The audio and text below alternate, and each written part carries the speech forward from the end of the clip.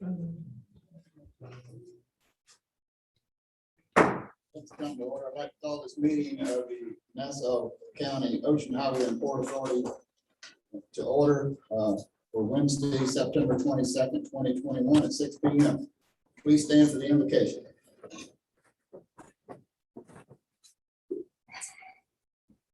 Gracious Heavenly Father, we thank you for this opportunity to come together.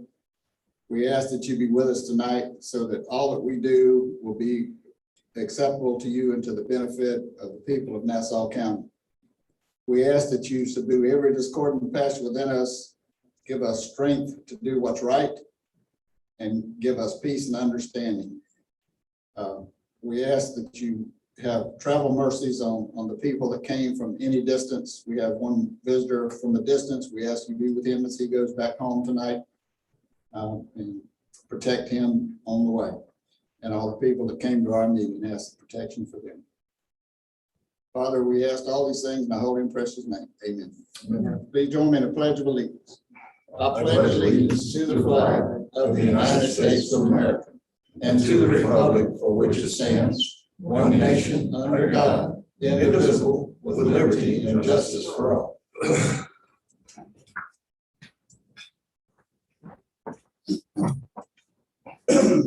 Roll call. Commissioner Hill.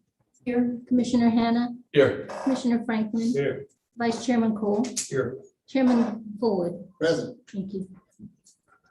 First thing on the agenda are the audience comments. I have two here. Gary Clark, come up.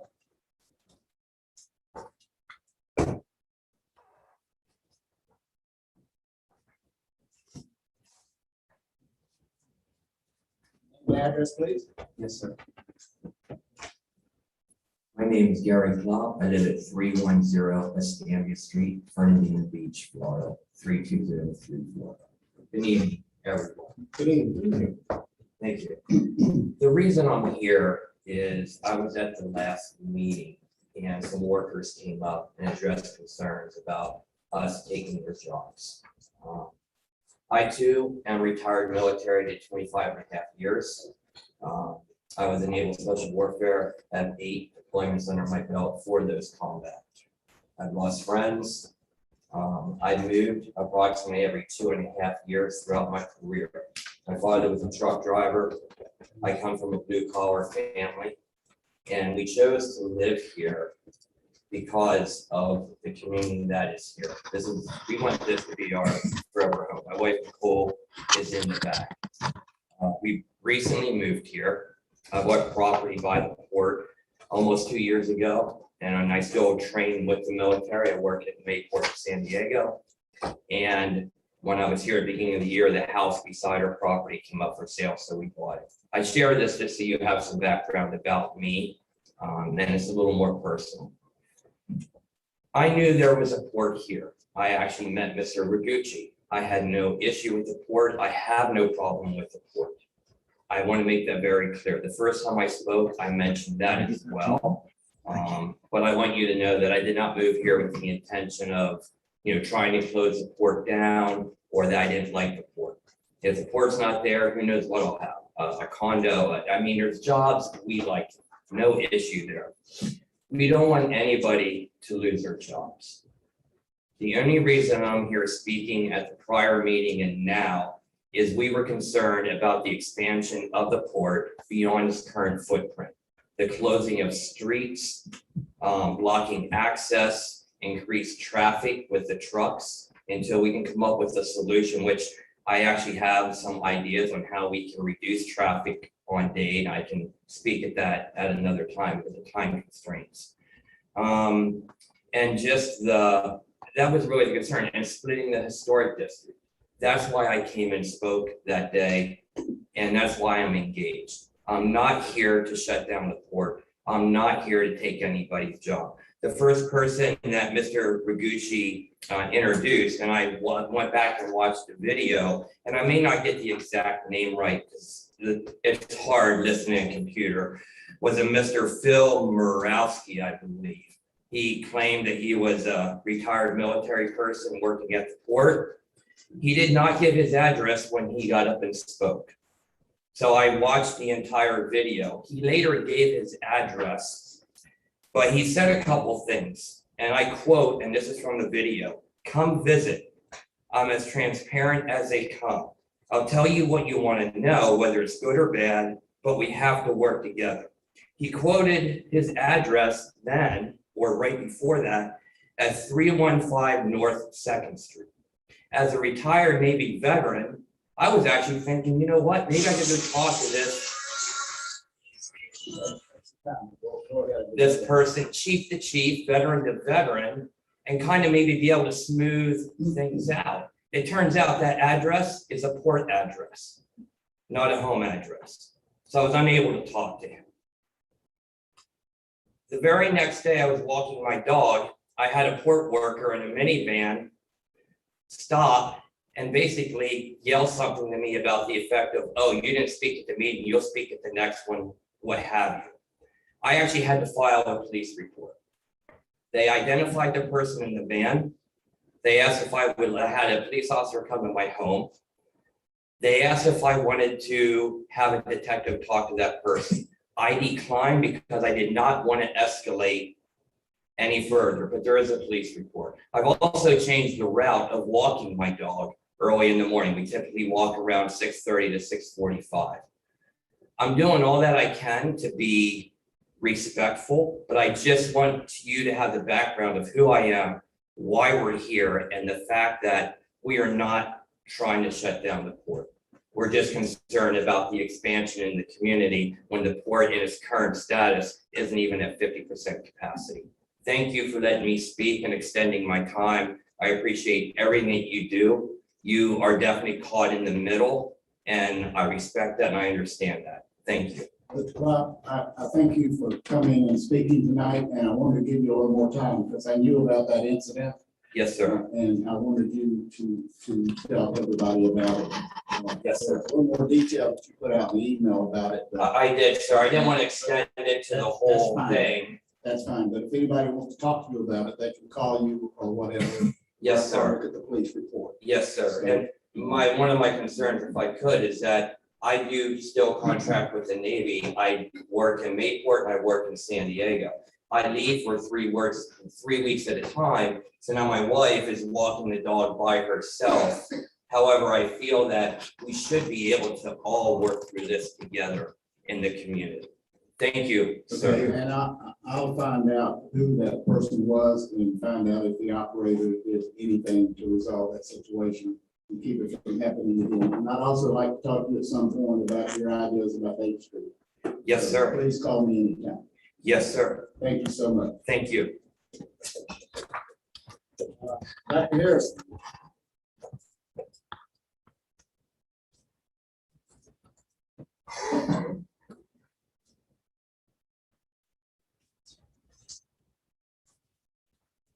Commissioners, good evening. Michael Harrison, 800 Somerville Street.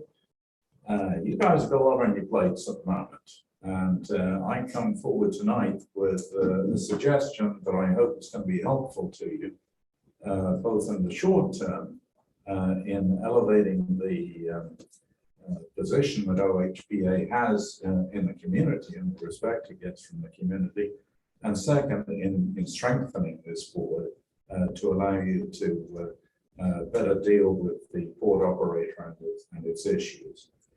And what I'd like you to do is to refer back to the findings of your Charter Review Committee.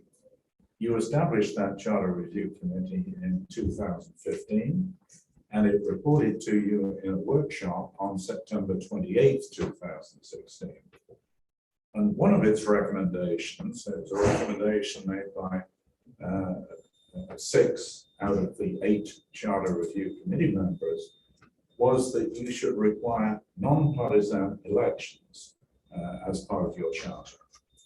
I won't go into the history of how elections for this board became partisan. You're probably familiar with them anyway, but going back to the 1941 charter, your original charter, it did not specify how elections should be held. And subsequently, Florida law required that if there is no provision in the charter, they should be non-partisan by default. The benefit that this change would make for you is that a larger proportion of the electorate in Nassau County would be inclined to involve themselves in voting for OHPA commission members. And second, it would allow you a broader pool of candidates rather than simply candidates from the majority party. Now, lest you think that what I'm taking here is a political position, it isn't. It's a good governance position.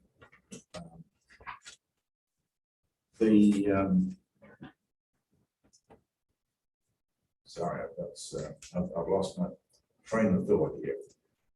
The benefits that will come to you is that you will have a more diverse board, and I'd encourage you to pick up the recommendations from that charter review committee, put them again on your agenda here, and hopefully we can get them in the charter review cycle that's going on at the moment and have them in effect for November 2020. Dr. Harrison, I know that you asked for the copy of the report that committee came up with. We established that committee a few years ago, and their job was to look at our charter and recommend any changes that they thought we should make. And they did that. And the report that was sent to you is all we got from them. It was not a packet or several pages. It was that one report that they recommended what changes they thought we should make. And we did make those changes. Partisan, nonpartisan elections was not one of them. I'm taking my information from the Mary McGuire's paper, North Florida Independent at the time. And she reports that or certainly the Charter Review Committee did recommend that elections be changed to non-partisan. When it came up in discussion, Commissioner Bruce said that he had heard that there were changes coming through from Tallahassee, and you guys all decided that it was better to wait and see what Tallahassee. No, you're correct. I remember that now. Yes, it was several years ago. So I do remember that now. So I believe it's still on the table. Yeah, at the time, you're right. No, I believe it is still a current issue. I don't think that you've dealt with that. So. Well, and we said that we're set up like the county commission districts, and they're all nonpartisan, partisan. And so we're going to remain that way, and that's the, we haven't had any discussion since then about that, so we'll take that into consideration. Okay, I'll be pleased to provide any further background information. Okay. Yes. That was the only suggestion that they had when that charter review committee went through our charter was to do it. And we had just a few months before changed it from nonpartisan to partisan. Correct. And the board at the time did not want to change it back to nonpartisan. So I agree it should be at nonpartisan. You think it should be? I agree with that. Yeah. If I can add a little more detail to that, the charter at the time, that you made the change to make it partisan, did not speak to the issue at all. It didn't say partisan, it didn't say non-partisan. For a number of years, the supervisor of elections have been holding OHPA meetings on a partisan basis. That was discovered in 2014, just before you took your vote. And in essence, what you decided to do then was to establish the method of elections that needed to go into the charter. It essentially simply reinforced the practice that had been carried on for a number of years, but had been carried on without authority. So I'm not sure that that vote to make them partisan, that one vote, is really something that you need to be well aware of. Okay. Thank you very much. Thank you.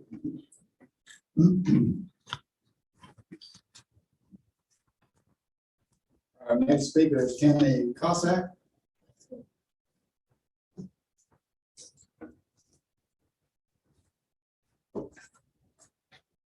Cossack, and I'll give you. Cossack, I'm sorry. County Cossack, 322 North Third Street, Fernandina Beach. And thank you, commissioners. And I'd like to say that I did not know that Mr. Gary Klopp was speaking tonight or what he was saying. So in the essence of your time, I'm not going to repeat much, but the gist of what I wanted to say was I was following up on the public comments that were made at the last meeting. I was pretty taken aback at the tenor of some of those comments. And quite frankly, it was a little bit uncomfortable when maybe one of the statements was, "We know who you are."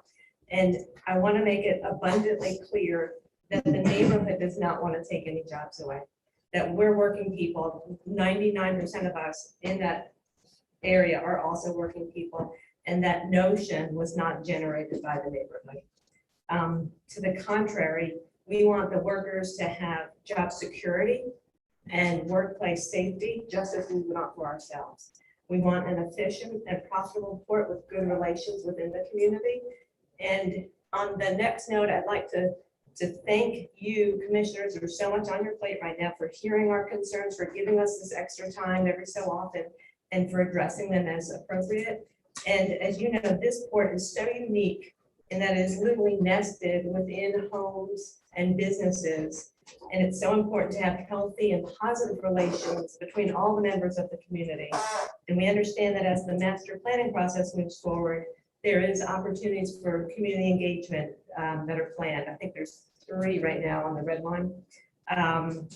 That involvement of the community is critical, and we look forward to a collaborative process for mutually beneficial and acceptable outcomes. Thank you. Thank you very much. And I watched the city commission meeting last night, and I appreciate your presentation to them about the board. Thank you. Thank you. Okay, that's all public comment. We'll get into the business now, and got a lot to cover tonight, so I appreciate your patience. Commissioners, we've been talking for a while now about port director. And I submitted one, and Commissioner Hill submitted some guidelines last meeting about what qualifications we thought a port director should have. I think the salary for that was a little low, but that's something we can discuss and try to figure out a way to do that. But one of the problems we've had is we haven't had the money in the past to hire a port director. And I'm not sure that we still do right now. But that's something we're going to try to overcome and see where we go. But it's going to be very difficult to find someone to be our port director. And the process for trying to find someone is very difficult and very time consuming. And I spoke with a gentleman a couple of weeks ago. He was recommended to me that I should speak to, and I've done that. As a matter of fact, I've been on the phone to him for in the last 2 weeks, 2 hours and 15 minutes. And I can tell you he's a talker. So I told him he could take as much time tonight as he wanted to. He's the one that's got to travel back to Tallahassee tonight. So I'll leave that in his hands. But I'd like to introduce to you, and he's going to tell us about his company, which is, he's regional director of Alliance Research Consulting, and they find port directors and people for businesses. So I thought it might be a good idea to let him come talk to us just to see what's involved, to let us know that their company is available to do the research we need, and he can tell you more about that. His resume is up on the screen. If you want to look at that, he's very qualified. He's been a port director himself. He's been on the Florida Ports Council, the head of the Florida Ports Council for many years. And his resume is just outstanding. And I want you to listen to him tonight, ask questions at the end, and I'm going to have some. I know you'll have some, but I'd like to introduce David McDonald of Alliance Research Consulting. David, the floor is yours. Thank you, Mr. Chairman and members of the authority. If you would. Would you like me to stand? Yeah, if you would. Yeah, be happy to. Don't mind. Not at all. Give us your name and address. Certainly. It's David McDonald, and I represent Alliance Resource Consulting. And my local address is 9623 Centerville Road, Tallahassee, Florida. So thank you for this opportunity. Members of the authority, I appreciate this. It's been a while since I stood up at the podium in front of a port authority. I would like to take just a few minutes, and I will be respectful of your time. But just a few minutes to give you a little bit of my background so you kind of know where I come from before we talk about perhaps materials that I've put before you. And if members of the audience haven't seen it, there should be extra copies back there. But anyway, I started into the port business at the ripe age of graduation from college. Some of you might be old enough in this room to remember the Great Recession of the 1970s when you couldn't get gasoline and you couldn't get a job. And that's what I couldn't do, is get a job after I graduated from college. Came back from Miami to my hometown in Bradenton, Florida. And come to find out that there was a brand new port that had been built there. Didn't even know that about seaports, although I like to sail and I was on the water quite a bit as a youngster. Was able to finally get a job as a line handler and warehouseman for $3.15 an hour.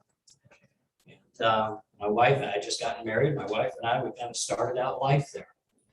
Fortunately, I had a port director that saw promise in me, brought me up through the ranks, learned to not only run the waterfront, the railroad. We had a very active railroad, so I became a railroad switchman and engineer, and eventually the port operations director, and shortly after that, the assistant director or deputy director for the port, and this particular port director. Eventually, I became the port director. And this is one of the great things about seaports and your responsibility as a port authority is that you create good jobs. You create jobs where somebody can come in at an entry level and through the operations that are at the port, move their way up through if they're so inclined.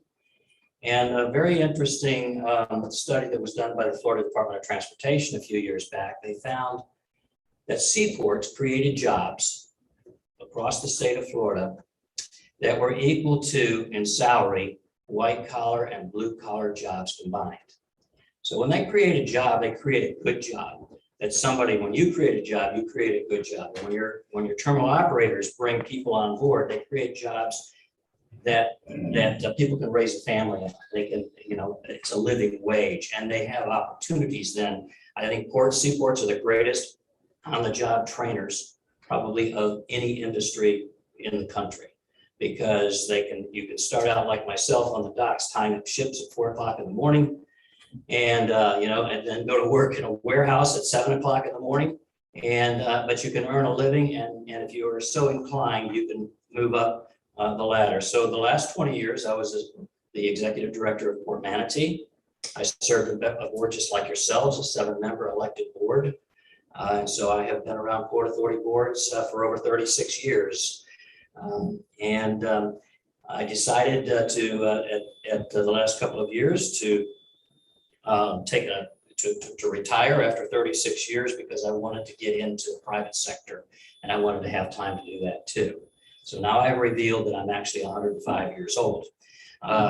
So anyway, I will say, the old adage that if you have a job that you love, you never work a day in your life. And I was one of those fortunate people that have been able to do that.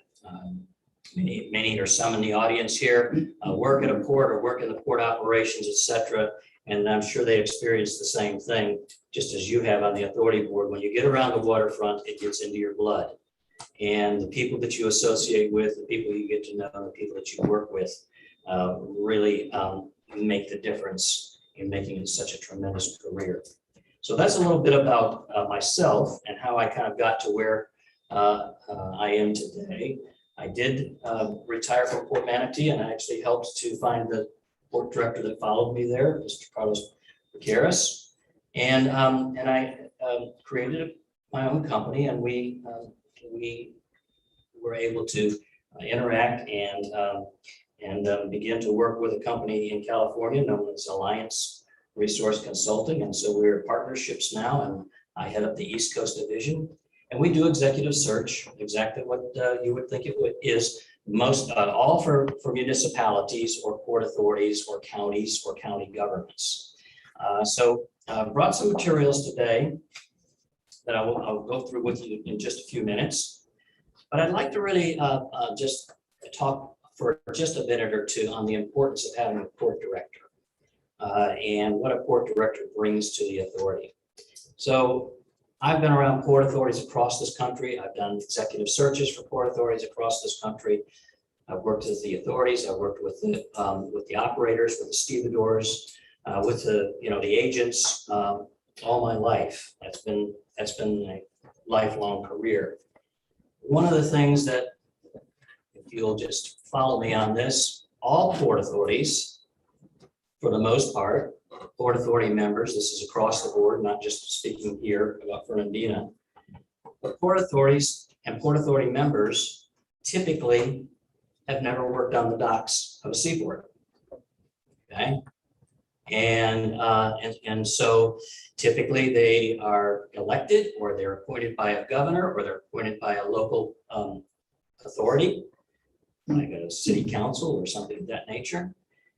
And they come from all walks of life, and they're there to, not only evaluate what's going on and learn about the port, but then to promote it, expand it, and do all they can. Because, go back to what I said about those jobs. You're not creating an entry-level job. You're creating a job that somebody can take and grow in, and they can start out at a decent wage, and they then in turn have tremendous economic impact on your community and on your region because of their purchases, because of their taxes, because of buying homes and other goods that they have.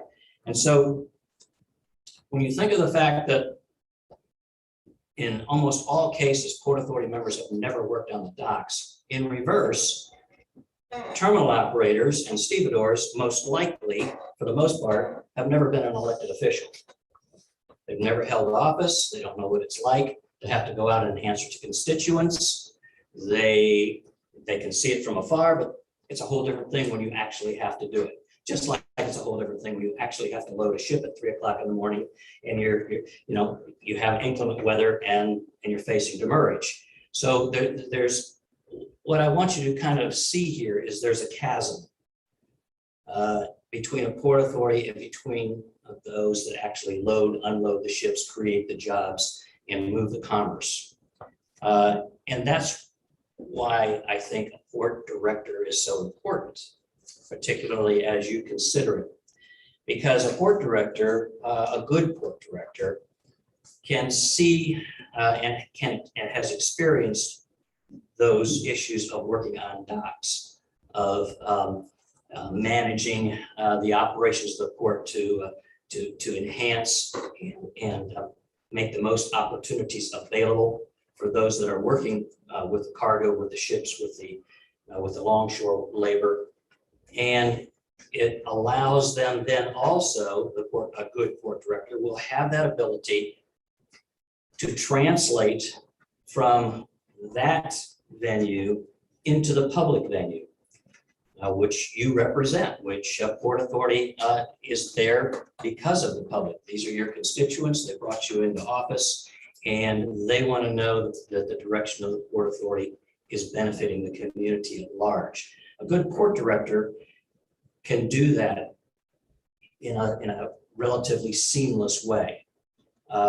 That's really what a port director does, is they walk that tightrope every day, taking and interpreting what happens on the waterfront and bringing it to the boardroom, and vice versa, taking what's happening either in the community or the boardroom and taking it and translating it back to the waterfront. So that there's an understanding that, everybody is, in this boat together. The old saying that, a rising tide floats all boats, and so what everybody's direction and vision needs to be is, what can we do to enhance the port's operations within the guidelines and the vision of the community? because it's a family type of an arrangement. The third thing that a port director can provide then is the vision that you need, that the waterfront needs in order to move the Port Authority forward into, in your particular case, increasing revenues and finding ways to bring more revenue into the port, so that then you can begin to look at things like enhancing operations, providing those facilities that will provide more revenue, or at least assisting, and in those particular areas. So I just wanted to briefly touch on that because, I know a lot of port directors, I've placed port directors, it's a very important component in bridging this gap or bridging this chasm. So what I'd like you to do, if possible, is just we'll go through this very quickly. Are there any questions at this point, Mr. Chairman, or would you like to wait till the end? It's up to you. If somebody wants to ask a question, they'll let me know. Okay, perfect. So if we could turn then to the first page there where it just says our understanding. We just recently, and you'll find two. I won't go through these two handouts on the Port of Panama City and the Port of San Francisco, but these are ports of about equal tonnage. They do both about 1.5 million tons a year. We just placed directors in both of them, and the one in San Francisco was a few years ago. Port of Panama City was just recently, where Mr. Stubbs, who I know you know very well, and I've known Wayne for probably 30 years, since he was way back here at Fernandina. Also knew Val Schweck very well, and Laura Liddell very well too. So I've been able to kind of stay on top of what Port of Fernandina's issues are, just in conversations with them at various Florida Ports Council meetings, etc. But Mr. Stubbs just retired, and he wanted to make it a very smooth transition as he left there. He's done a tremendous job at Panama City in building it up, expanding it, creating tremendous opportunity at that port in many ways, both upland and by expanding to a new waterfront terminal. And he wanted to make sure that there was a very smooth transition. And I would say that, and I think he would agree, it was one of the best transitions I think that I've worked on in both in placing the port director and placing the deputy port director there. They're going to really be able to take this port to the next level. So our qualifications, Alliance, on any of our searches, we always use 2 executives to perform the search. So if you were at some time to decide to use Alliance, then it would be myself, and it would be our founding partner, Cheryl Ueda. Cheryl started into the business of executive search work in Virginia. You'll see her bio towards the back of this document, back in 98.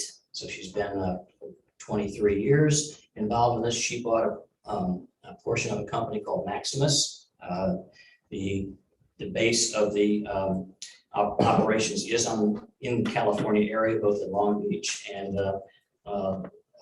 Palo Alto area. And she is one of the most dynamic people I have ever worked with. And she attracts those type of people around her out there. So what I can say is Alliance is not only extremely knowledgeable in working with a client and keeping them informed of what's going on, but extremely knowledgeable in how to perform such a search at this particular level. So to give you an idea of some current searches that we were working on, we're currently working on a port controller for the Port of Oakland, California. And we just, as I said, just finished the director and deputy director of Panama City. Obviously, we have numerous other searches that are going on in other types of governments and government entities. We do a lot of work in Florida for Broward County down in Fort Lauderdale. And we just recently, this last year, placed the port director down in Port Everglades. And we've done a number of placements for the seaport down in South Florida. So you'll see a number of various placements that just are related to ports in the last few years that we've worked on.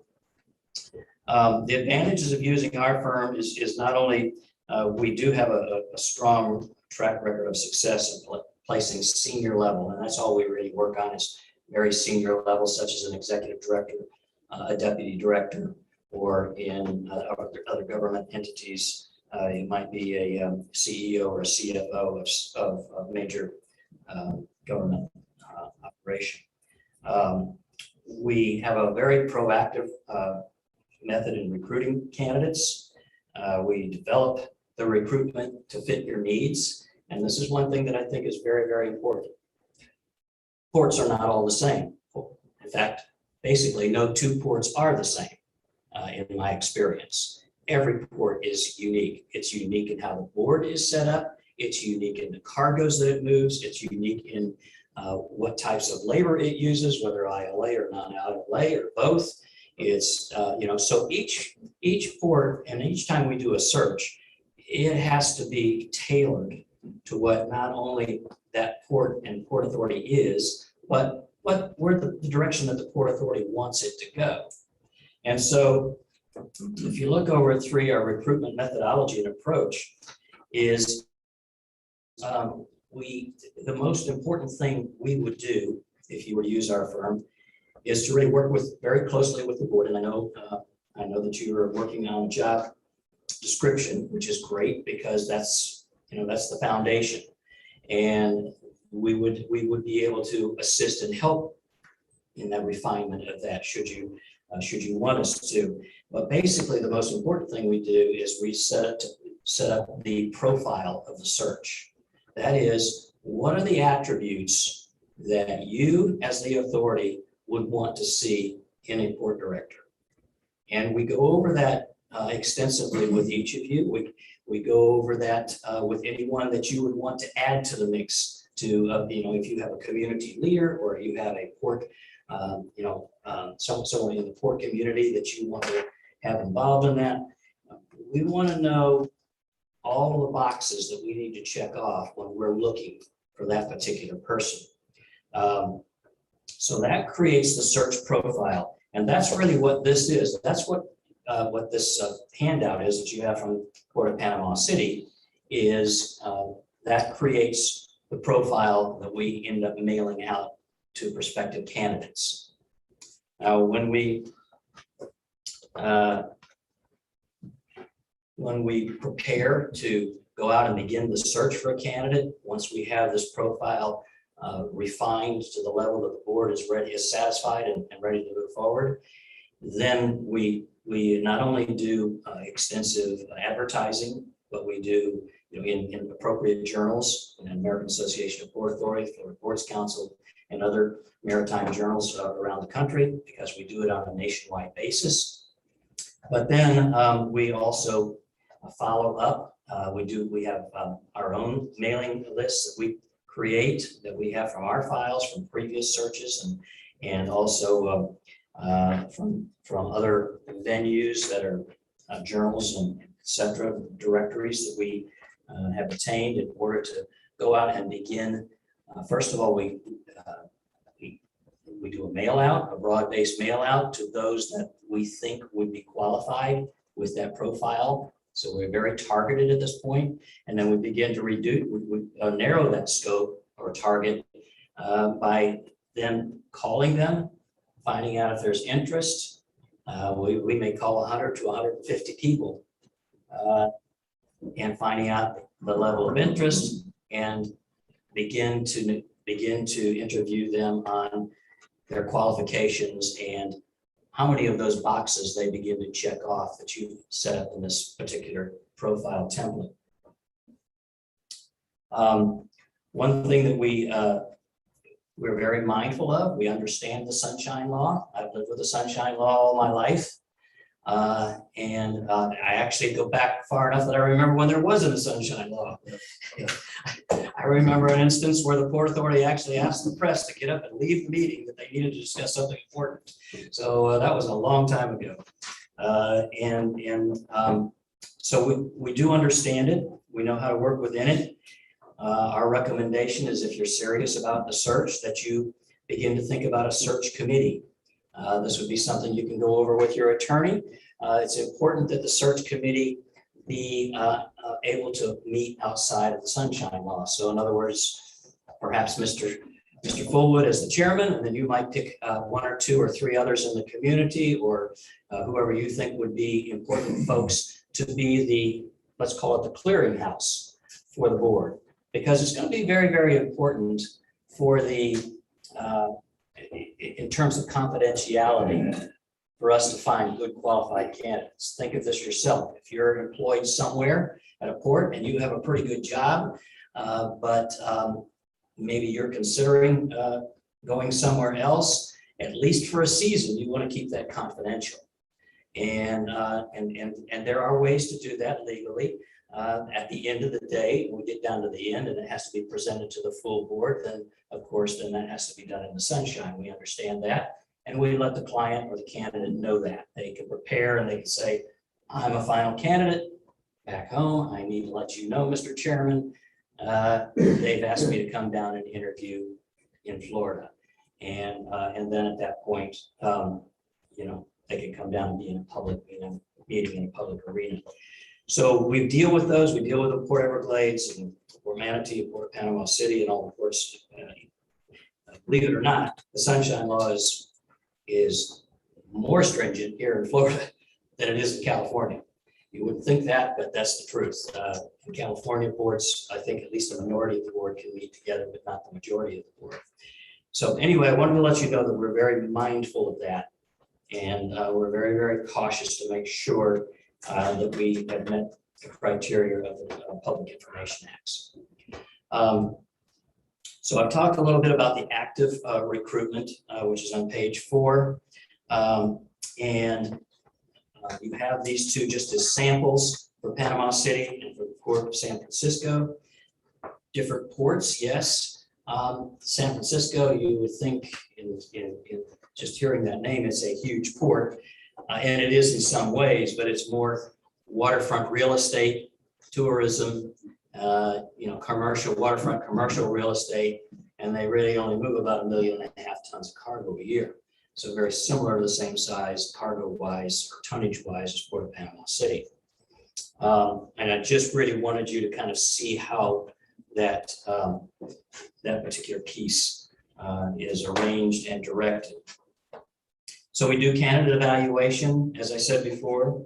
We before they ever even come to the board or even the committee, we might go through 50 to 100 applicants.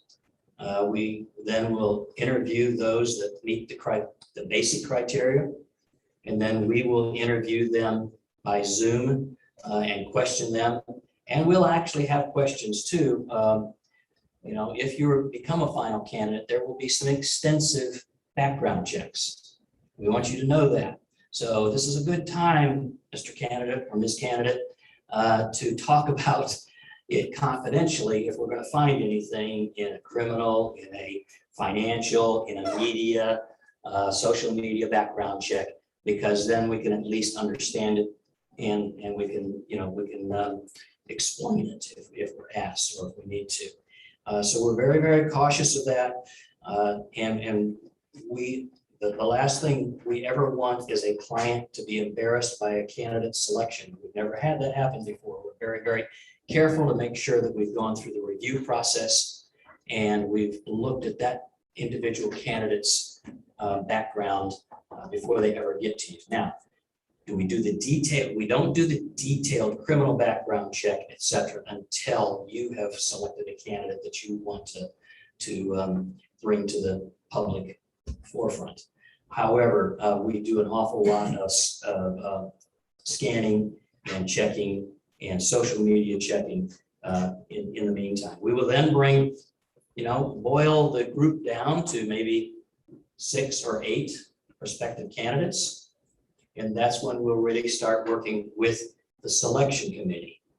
We'll start by, setting up interviews, Zoom interviews, or other media type interviews so that the selection committee can review the candidates, can talk to them face to face, et cetera. That'll be a time then where afterwards, the selection committee will say, let's narrow this down to 3 or whatever it might be. And then that's when we really start to get into detailed checking of, their qualifications, checking of their background and their history, et cetera, until we're ready to then bring them before the full board, those 3. And we can do that in a couple of ways in this day of the COVID situation. We've found that a second Zoom is very effective. And then certainly at some point in time, you would want to talk to the candidate face to face, kind of like we are tonight. And at that point, there are ways to do that individually to make certain that this is the candidate that the board wants to bring to the public and to the public vote or not. And so we do all we can under current law to make sure that candidate is kept confidential and to make sure that what the selection committee does is confidential up to a point where it might eventually have to disclose it in the public record. So turning onto the page 6, then our client's role. This is really, and this kind of goes back to the profile that we developed, or that we would develop with you. The role is really to communicate back and forth with us, not only initially, but continually, particularly with the selection committee, review committee, to work back and forth to make sure that we not only have great understanding of each time we're making a decision or moving forward or bringing candidates to you, we want to make certain that this search is tailored to this particular situation and to what you're looking for. The projected timeline is there, and I just wanted you to see that as a target. That depends a lot on what we find in the marketplace. This, I can say, will be a very challenging search if you decide to use a search firm, just because there's not an existing staff other than a part-time, as I understand, a part-time administrative assistant, and because of just the makeup, it's gonna have some different attributes to it, but I think all achievable. I think there would be people that would be very, very interested. Obviously, this is a beautiful part of Florida that has somewhat of an attraction. Florida's non-tax income tax status is an attractive part of being able to offer a position here. And I think we can also work with you confidentially on some other benefits. I understand that this position right now does not have a benefits package, which would be typical at a court to have a benefits package. Typical health care, vacation time, sick leave time, all those types of benefits, maybe relocation packages to bring somebody down. Those are all things that typically would happen, but we understand that that's not the case here yet. We're looking at basically a position that doesn't have those types of benefits. However, I think there are things that we could discuss that would be very, very cost effective, or perhaps not a cost at all, in order to provide benefits to attract candidates. 6 on page 7, number 6, the technology. Alliance has, I can say, state-of-the-art systems, both for analysis of the candidates, confidentiality of the candidates, and reporting systems. In fact, Ms. Ueda's husband is an executive on Google, and so you can imagine their systems are at the very cutting edge just because of that. It certainly keeps me busy learning new things almost every day. I have proven you can teach an old dog new tricks. We also provide if it's of benefit, a stakeholder outreach. This would just be, we don't do this with every search. It's just really whether or not this in this particular case, you would be interested in it, where we could work with stakeholders, which could be your public. Some I've gotten up and spoken this evening, which would be your operators, which would be those that really are involved along with yourselves in the day-to-day operations and vision of the port and where you want to see the port go. Those kinds of things can also be woven in if the board felt that they would be beneficial.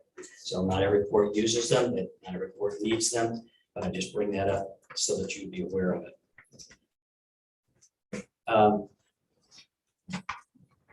So if you go to page 8, diversity outreach, that particularly speaks for itself. Back in the 2 examples I have before you, we have one, Port of Panama City was Mr. Alex King, who became the director there. And then in Port of San Francisco, it was Ms. Elaine Forbes, who is the port director of the Port of San Francisco. We found more and more over the years, more and more diverse acceptance, or not acceptance, but placements, I would say is the best way to put it, into Seaport executive searches. We do give weekly client updates. We are very, particularly with the selection committee, we're very, very much involved. We want the selection committee to be very much aware of the ongoings of the search. And certainly you would have my number and Cheryl Ueda's number, personal numbers, not an office number. So that if you had something on a weekend, you had a question, Mr. Fullwood and I text back and forth coming up to here. So I mean, I think he'll say that we responded to one another pretty quickly. And so you see the contact information there. Those are office contacts, but you would be given our personal contacts in order to be able to address any situation you have. And certainly that doesn't prohibit, having a selection committee does not prohibit the other members of the board from contacting us individually. We can talk to you individually as long as we don't pass information from one board member to the next. We understand that role. And so we would be happy, but I found it's always good to let the chairman know what's going on and to keep the chairman apprised. And a lot of times questions can be funneled through the chairman if you were to choose the chairman beyond the selection committee. So that's a bit of the background. I will agree with the chairman on the salary. In this particular case, I've done a little bit of a background check on port director salaries, just to give you some information, just so that this is just for you to kind of take in. So for instance, Port of Panama City, where we just placed the port director, the executive director's salary is $170,000 a year plus benefits, full benefits. Fort Pierce, which is another port very similar, but they don't move cargo. That's basically become a mega yacht port. They move very little cargo at this point, but in this particular case, the port director also operates or oversees the airport operations in that area. So that's the reason that he makes around $190,000 a year. Port of St. Petersburg is probably more in line with what you might be looking at here. St. Petersburg, while the seaport doesn't move cargo, it's mostly utilized by university research vessels and all for marine labs and marine research. They do operate quite an extensive marina. And so the port director there makes somewhere between $90,000 and $100,000 a year. So these would be things that you would want to take in, and we would help you, give you information that you could make the decision on where you would want the salary range to be. But I thought if I gave you those 3 ports, you would at least have an idea of a port, in similar size to Fernandina. And then at the very end, you'll see a bio from Ms. Ueda. She's, as I said, the founding partner of the remaining fire department. It was an unfortunate accident with the other partner, unfortunately, a number of years ago. So she is the founding partner, and she will be working with this along with myself if you decided to go this direction. So with that, Mr. Chairman, that's my presentation. I hope I kept it within the guidelines of the amount of time that you wanted to spend on it. And I'm here to answer any questions that you, or if you want to direct it to the public, but anything you would like to do at this point. Get a flyer about the other courts. I'm sorry, let me give that to you right now.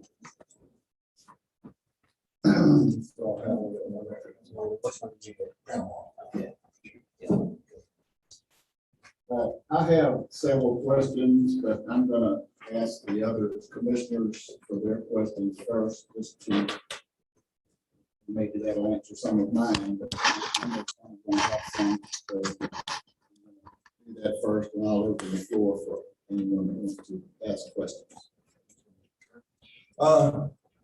Thank you for your concise and nice presentation. I really appreciate it. The time and effort into it. Appreciate you traveling over. I did not realize that y'all were involved in the process for finding the court director there at Family Home. I know Ralph King, and I know that he is an incredible man for the court there. How many candidates did y'all have for that position? Well, when we boiled it down, it was, I think overall there were over 75 initial, that met the basic criteria. But when we boiled it down, and I told Mr. Stubbs this, I said, this is going to look real murky in the very beginning. You're going to say, this doesn't look like it's coming together. And I said, then all of a sudden, after about 3/4 of the way through, you're going to see this start to consolidate and get much clearer, as the direction. And so there were actually, I think, 5 or 6 very well qualified candidates.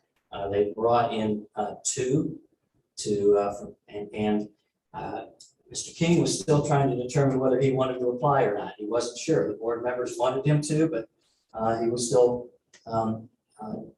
studying it, I guess is the best way to He was take a the look at it. assistant at the time. Right. He was the assistant director at the time.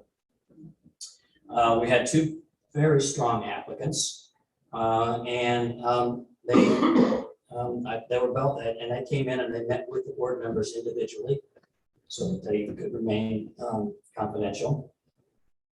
And the board was ready to make an offer, and then the one that they thought was the top candidate, there were some things that just came up from those in-person interviews. That's why they're so important. That put some doubt in minds of the commissioners. And about that time, Mr. King decided this was what the direction that he wanted to go. That he felt, I think he needed that stimulation to really give him the confidence that he was ready for this position. And so he put his hat in. The board was very, very pleased with that because they thought very highly of him. And actually, he moved into the first place. The second place was a very strong candidate, and he was also very well liked. And so the board asked us to see if he would be willing to accept the deputy position. He came from a very strong operating side. He worked for shipping lines and for stevedoring companies out on the West Coast, so he's very familiar with working with the unions and working with unionized labor, longshore labor. He was very familiar with loading and discharging vessels, but he wasn't that familiar with working with the Port Authority. Alex was very familiar with working with the Port Authority, but needed strength in the operating side. And it just came together in a really a very perfect way that he was willing to, Mr. Bressler was willing to accept the deputy's position. And they got, the personality wise, they matched up famously. And I can tell you, I'd be happy for you to talk to the chairman of the Port Authority if you'd like to, but I think he was on the selection committee. They seem extremely happy with the choice and the selection and the outcome just because they feel they've got a very dynamic team now. Wayne left them with some great assets, but you still have to have somebody that can use those assets and that can, it's all about bringing more commerce in, creating more jobs, and growing the port. And he's provided those assets as he was retiring, and now this new team of director, deputy director, are going to be able to really get the ground running. Do you remember your cost? And that might be confidential, but just a ballpark. I will tell you that it was, yes, it's public record, $44,000. For finding that. Yes, Okay. That would be your fee. that was And the that fee would be there. the fee for that, and I understand this would be for us. Okay. So, thank you. Yes.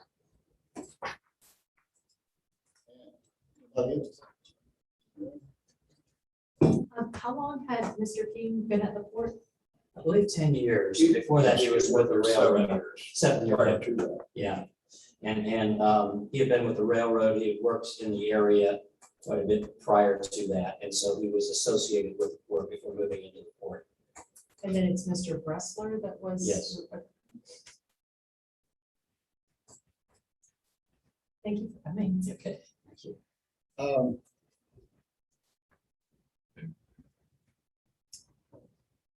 know we're gonna have a problem with benefits.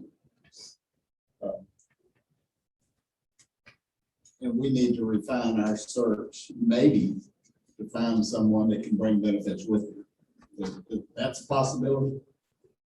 There is, yes, and I think that I'm glad you brought that up. There would be candidates, in my opinion, that would have perhaps their own healthcare package with them.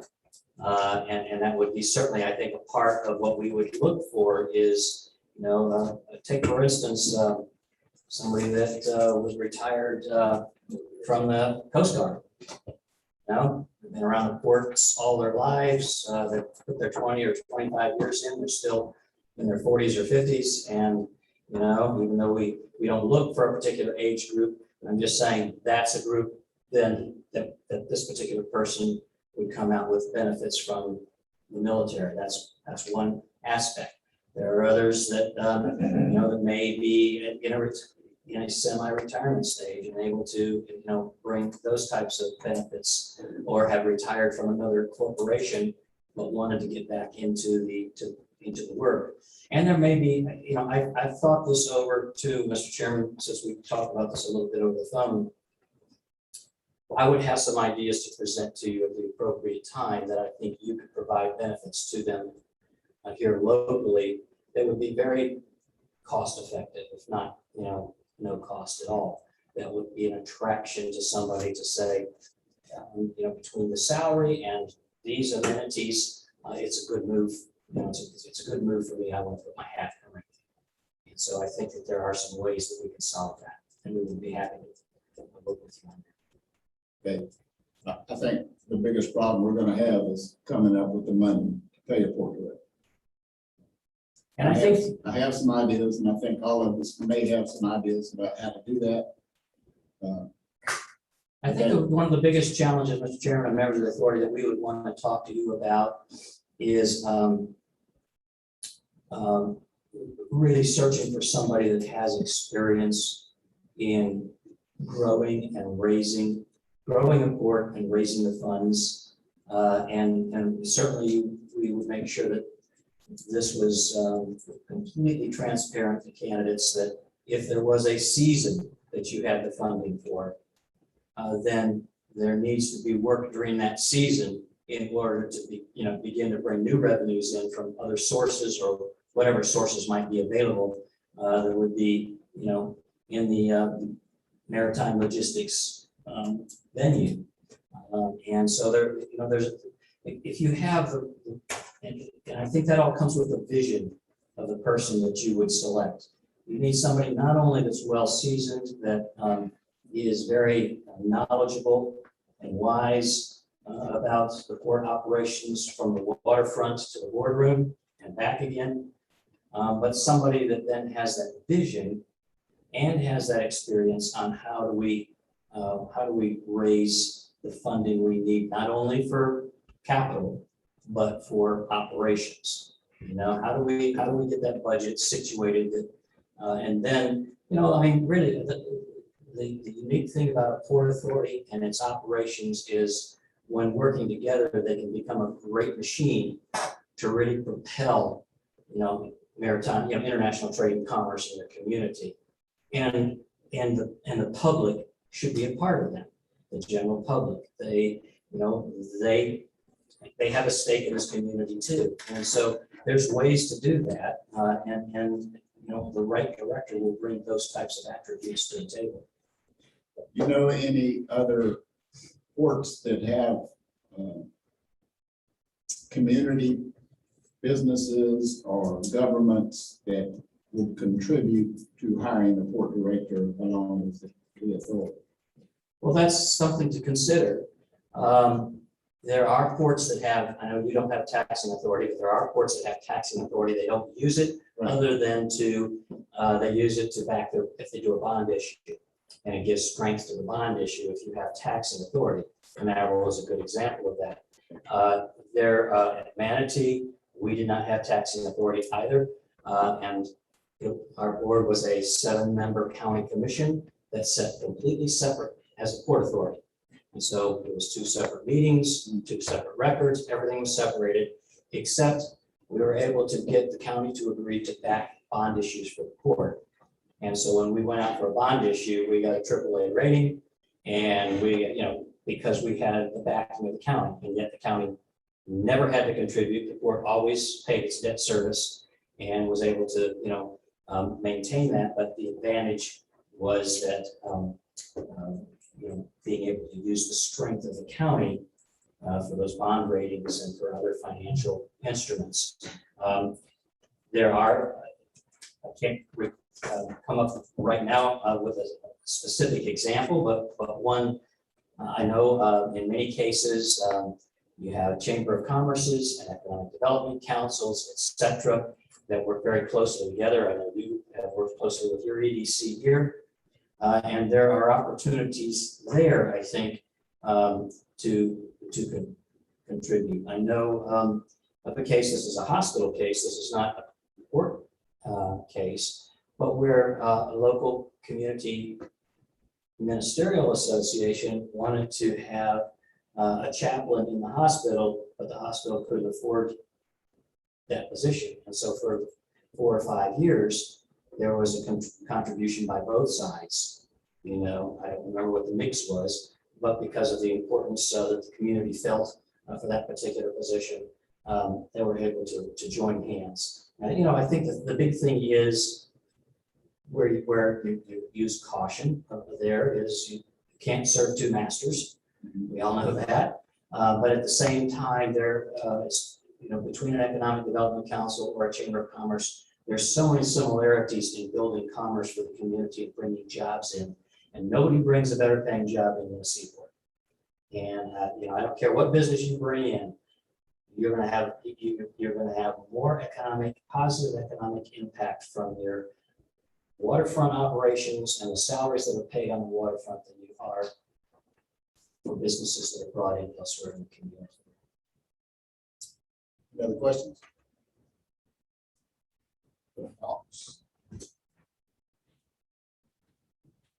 All right. I don't know if you want to take any action tonight. You might want to just think about it for the next 3 weeks to our regular meeting next month, and then make a decision about whether or not we want to hire David and his company, or you want to take action tonight, we can do that. $44,000, I think, and I'm almost certain our COVID relief funds could be used for that. So, that may be something we need to look at first before we decide.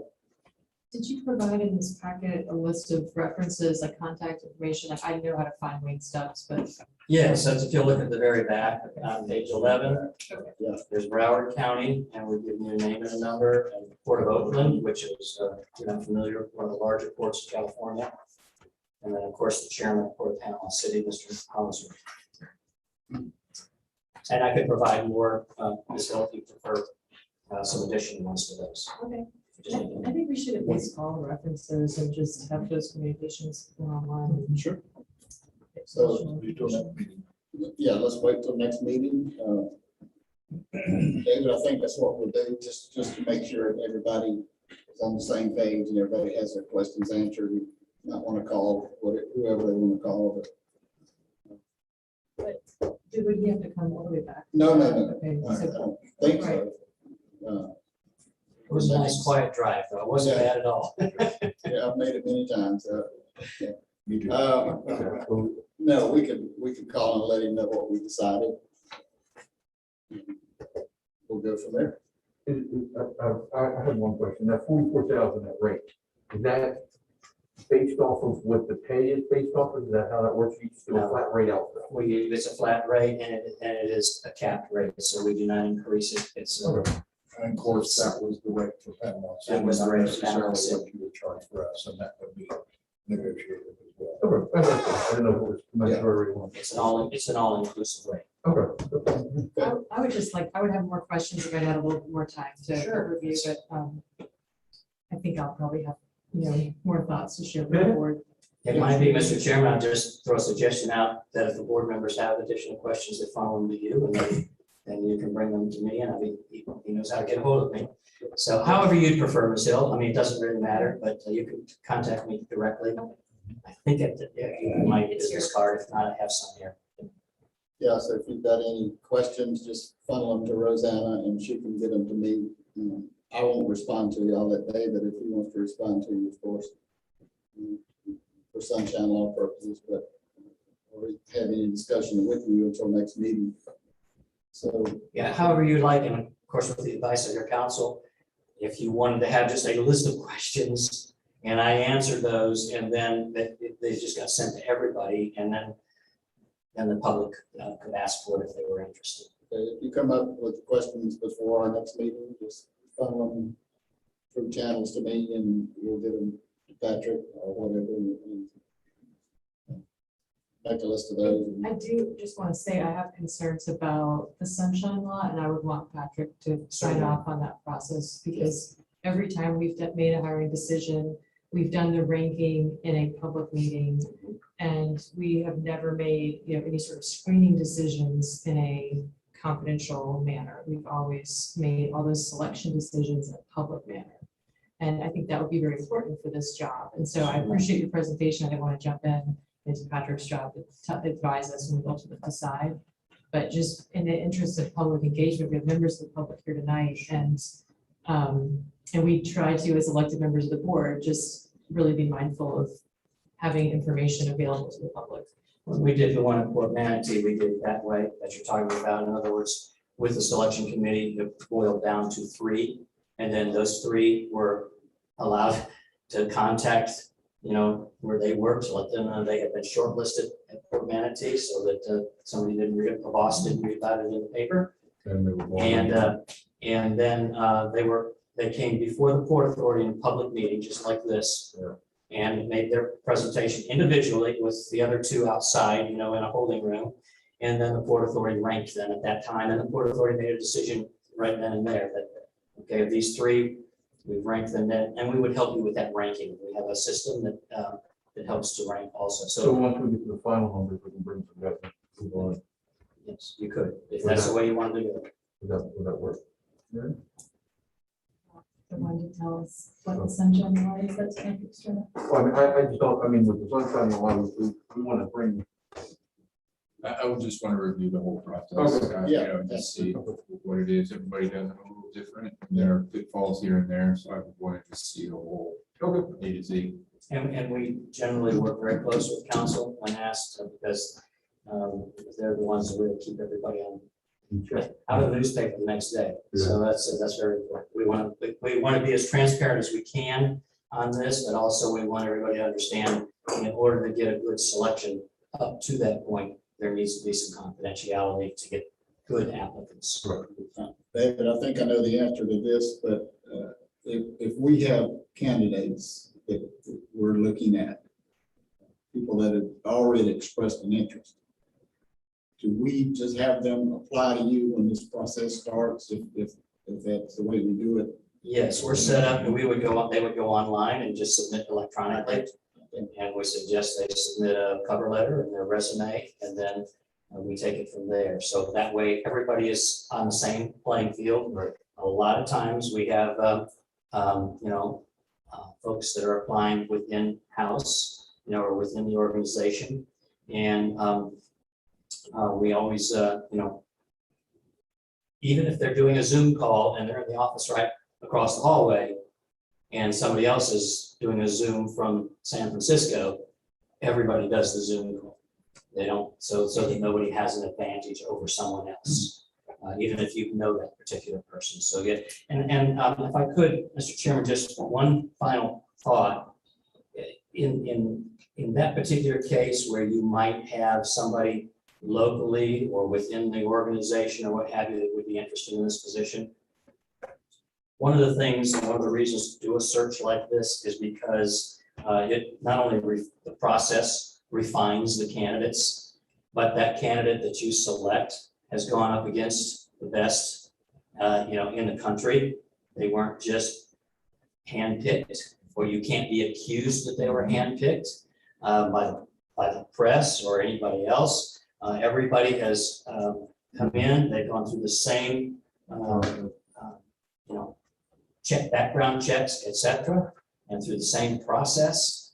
And then that way, at the end of the day, whenever let's say you were to choose somebody locally or somebody that everybody in this room would know or something of that nature, then at least everybody knows that particular person went up, and it creates an element of respect both in the boardroom and on the waterfront, that this particular candidate that was selected for the position was the best candidate for this position, and not just, in some way on the inside. And so the process itself is a great refinement process by producing that. Any other questions? One more. You mentioned Port of Manatee. Now they're similar with cargo when they don't deal exclusively with yachts or whatever. Do you have a ballpark of what their port director salary is? Probably in, I think Carlos makes around a quarter, about 2.25, something like that. Yeah. Port Manatee moves about 10 million tons of cargo a year, so it's become a very active port, very well diversified. When I left, we did over $200 million worth of expansion. One of the things that's great about a port director that has, and I know that you're familiar with the FSTID grant programs here in the state, and I know you're familiar with the build grants that the federal government has, et cetera. We were able to stack grants legally. It took a very good accountant, a very good CFO in order to assist us. But that $200 million worth of expansion, we only ended up with $20 million worth of added debt. Okay, and so there's ways to grow your port. I think that's what's exciting about what you're doing, because you have a port that's producing already. You have a port that's moving cargo, that's creating jobs, etc. And you have an opportunity to enhance that, not only for your existing operators, but for new opportunities down the road. If you bring the right port director in that has that kind of a vision and has that ability to cross the aisles back and forth and create this synergy. David, thank you so much for coming tonight. We really appreciate all the information, and we'll take everything into consideration, and I'll be in touch with you soon, I hope. Great. Thank you, Mr. Chairman, members of the authority. It's been a pleasure. You're absolutely welcome to stay as long as you like, but I know it's a long. I may stay drive for a back. little bit, but You can get up and leave anytime you feel like you need to. thank you, sir. Thank you so much. I want to take a 5-minute break.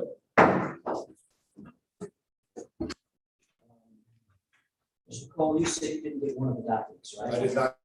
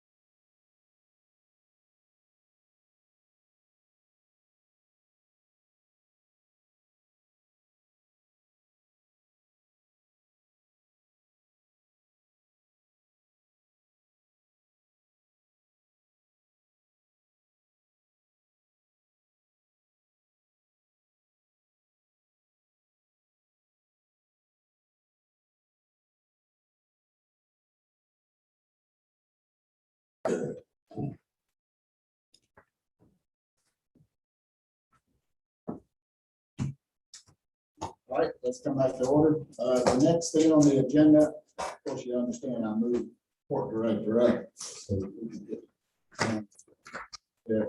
And I know that may have been boring to some people, but I thought it was important to understand what, if we're gonna do this, we need to do it right. Make sure that we understand what the process is, and we don't go out and just have a committee of our own, go out and try to find somebody. We need somebody that's experienced in doing it, even if it costs us a little money to do it. So we'll talk about that in our next meeting. It'll be one of the first things on the agenda.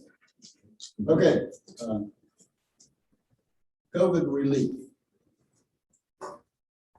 Patrick, you want to talk about that for a second, real quickly? And we can move on. You're referring to the DOT. Yes, we actually asked DOT we submitted some cost to them and what we thought we could use the COVID relief funds for. And we asked them to look at that and get back to us with any comments they might have or anything that they think we could not use it for or could use it for or whatever. And I think Patrick's going to talk about that for a second. Sure, thank you, Chairman. So mainly Pierre did the lion's share of the work, put together sort of a preliminary spending plan for the look back part of this funding. And then the 90-day go forward. So we worked on that and just submitted it to DOT in an unofficial way. That wasn't our final submittal. I explained to them, we just wanted their feedback.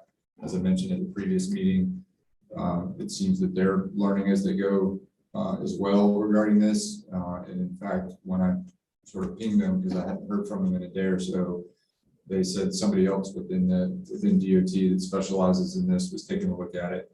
They provided some comments to our preliminary chart and spreadsheet submittal late this afternoon. I was just about to walk out to drive up here, so I haven't had a chance to look at it in detail. I sent it to Pierre. We'll go through it. They had some questions, some comments, which is what the whole point was, to make sure we're on the right track. So I'm happy to share those with the board, or Pierre and I can go through them, or we can do both. But we don't have any final determination. We need to work through it based on their comments, and I'm sure the board has comments as well. I would say that what we've put together so far obviously is not the final, so I don't know if we want to go through it line by line or not, but we're working on it to try to make sure that when we do submit it to DOT, they understand what we're doing, what we're asking for, and we've kind of cleared some hurdles in that regard. Questions? I would say we don't need to go line by line until we know this is what we're going to do. But if this is what we're going to do, then we can discuss it. But You guys picked up a letter today, so. It was an email response back late this afternoon. So yeah, we've got some work. Until we get all the information in hand. Yeah, I agree. I think, and there's still maybe some more things after we see what they think we can use the funds for and what we can.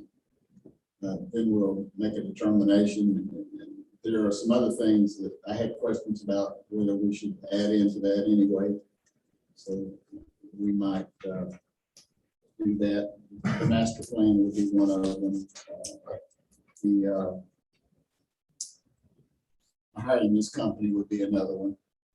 Whether we can use money for that, and I'm sure we can. So I'll just say, so Commissioner Hill and I are supposed to get together at some point to discuss so obviously the numbers are easy enough. I mean, they're numbers, obviously, and yeah, the feedback that we received is whether these costs are allowable or not. Obviously, the justification under this grant, which is what Commissioner Hill and I are supposed to, when we submit something, how does it help enhance the economic recovery? And what's the verbiage that we're going to put to that will be the other key part. And then we'll bring that back to the board Yes. before we submit it. And hopefully you can do that before our next meeting. I'd like for you to do that. So you can have that information and be ready to do something. that will also give us an opportunity to look and see how we can help the operator out with some of his requests. And I know there's gonna be some. Yeah.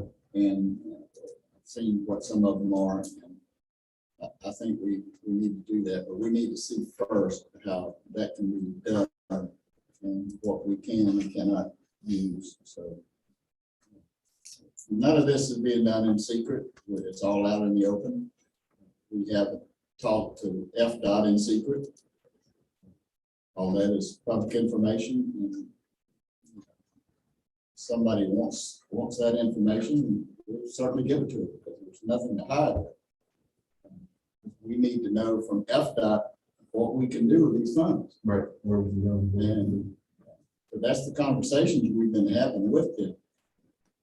Not that they're trying to cut anybody out or do anything, behind anybody's back. We're up front with everything. We'll continue to do that. And, one of the issues that I think we do need to talk about is the master plan. Because we're going to have, we've been allocated so much FDOT money for the master plan. And the operator, Mr. Gucci, had agreed at one point to pay for our share of that. He says now that that's not the case. But it is. He agreed to that. And we have documentation to prove that. And so I know that there's only a certain amount. Then with these funds, we can pay the difference between those amounts. I'm sure. And that's something we need to check with FDOT about and make sure that can be done. But I think he told us at a previous meeting that he did not agree that he made any comment about paying the portion of that grant. But we have a resolution here from resolution number 2020-R03. Be it now therefore resolved by the Commissioner of the Ocean Highway and Port Authority that Section 1, the Chair of the Board of Commissioners of Ocean Highway and Port Authority is hereby authorized to execute on behalf of OPA the Public Transportation Grant Agreement Financial Project, and it gives the number, and is further authorized to execute any and all documents necessary to effectuate the same, including future amendments thereto, provided, however, that the chair's authority bestowed hereunder is expressly conditioned upon Nassau Terminals LLC providing OPA with the local funding obligations required by this agreement. And this resolution shall be, and this was about the master plan. This resolution shall be effective upon its adoption, and it was adopted on 4th day of April 2020. It is signed by me. It is signed by Scott Hanna of our secretary, and by Mr. Ragucci. And I have the document right here that he signed. And his company would pay that share. So we're going to hold him to that. We'll pay the difference, and we'll go from there. Any other questions?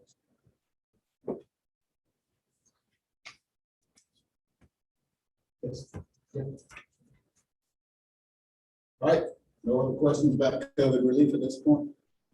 So how would that impact the numbers for our 800 and was 806,000? All right, yeah, figure it out for me. What's the question? So the match question was how much of that budget was it 100,000 or what was the match portion? That was gonna be in that grant? That's a 50-50 grant, right? Because it's It's strategic plan. 50-50, yes. Right. So it was half of 200 and, Well, I mean, so at that point, we didn't know how much it was gonna cost. okay, And obviously, we both scaled it back and scaled it back up, right? So we Yes. we were going down to 200 because of funding issues. And now because we have the access to the COVID relief fund, obviously we scaled it back up to 280,000, I think is what the cost is at this point. So that half of it would be 140,000. Again, at the point where this was signed, there was no, I don't believe, there were, obviously there was a funds available from FDOT. But I'd have to go back and see if there was a discussion about how much that half was going to be, obviously. I think last time, I want to say we spent 135,000 on the, 5 or 6 years ago, or whenever we did the last. 100,000 on the master plan. 100,000? Yeah. Yeah, so I mean, it was, again, because of funding availability, obviously we had to cut it back. So now we've scaled up. So again, at the point where this was done, I can't answer you. I don't know that we talked about an amount, obviously with the RSMH. We've gotten a quote from them for, as I said, the full in 280, we're in the process of cutting it back. And now because of the funds available, we've put it back up. Somewhere, but I can't put my hands on it. Well, I can look it up as well. Oh, that's a 118. 118,000 was matching Oh, and it says that amount in the resolution. yes in the residential. So that was based on the scope of work that was 2 times that amount. And I think after that, did we expand the scope of work or no? We actually reduced it, and then we decided because of the COVID money, we could raise it back up, and we've done that. And I think Pierre's put that in the budget. That's what it should have. The master plan is $296,402. That's bringing it back up. But so do we know the FTOT, is it 50% of whatever we spend or 118,000? I think it's 118,000. Right, which means that anything above 118,000. So it's not 50-50, it's 118,000. that we have to pay for. Right. That's our contribution. Oh, 118 is our I contribution? think so. 118 to the state, 118 to us. So it's supposed to be around 240, 230. Right, but if we spend 296, who's Well, paying? that's where we who's were paying coming the in other with the extra 50,000? fund. We're gonna pay that out of the COVID fund, so, Okay, but that's what I'm saying. So the maximum the state will match is 118,000. yes, So if we go above 240, whatever, 238. 238, then we're covered. yes. So I know that grant award is a couple years old, but maybe we should go back and just confirm the. Oh, it's been confirmed. It's still good. Okay. Yeah, it's good for another year, I think, at least. I got it. Okay, any other questions about that? All right, let's move on to the budget. Anything in the budget you want to talk about here? No? I mean, it was approved at the last meeting. Okay, Obviously, we have done no adjustments for the COVID relief fund. We have no, until we know how much, what we're gonna include in them, how we're gonna do it. We've done nothing, so the budget is as approved based on funding that we normally receive. Once we have the COVID funds and we figure out what we want to spend them on, then we can amend the budget for going forward, so.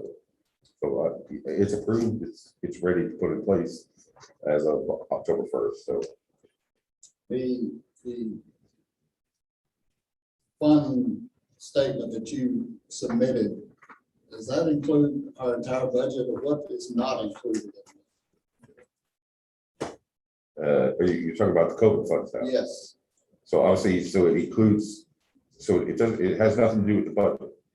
right, That is actual spending from March 3rd to August 31st, I think, or September, I might have gone to September. but then you had a forecast, 90-day forecast spending. Right, so that's what, up to so, December 10th. right, that's the format they require you in, right? So they want, so you're allowed to claim funds back to September 3rd, okay?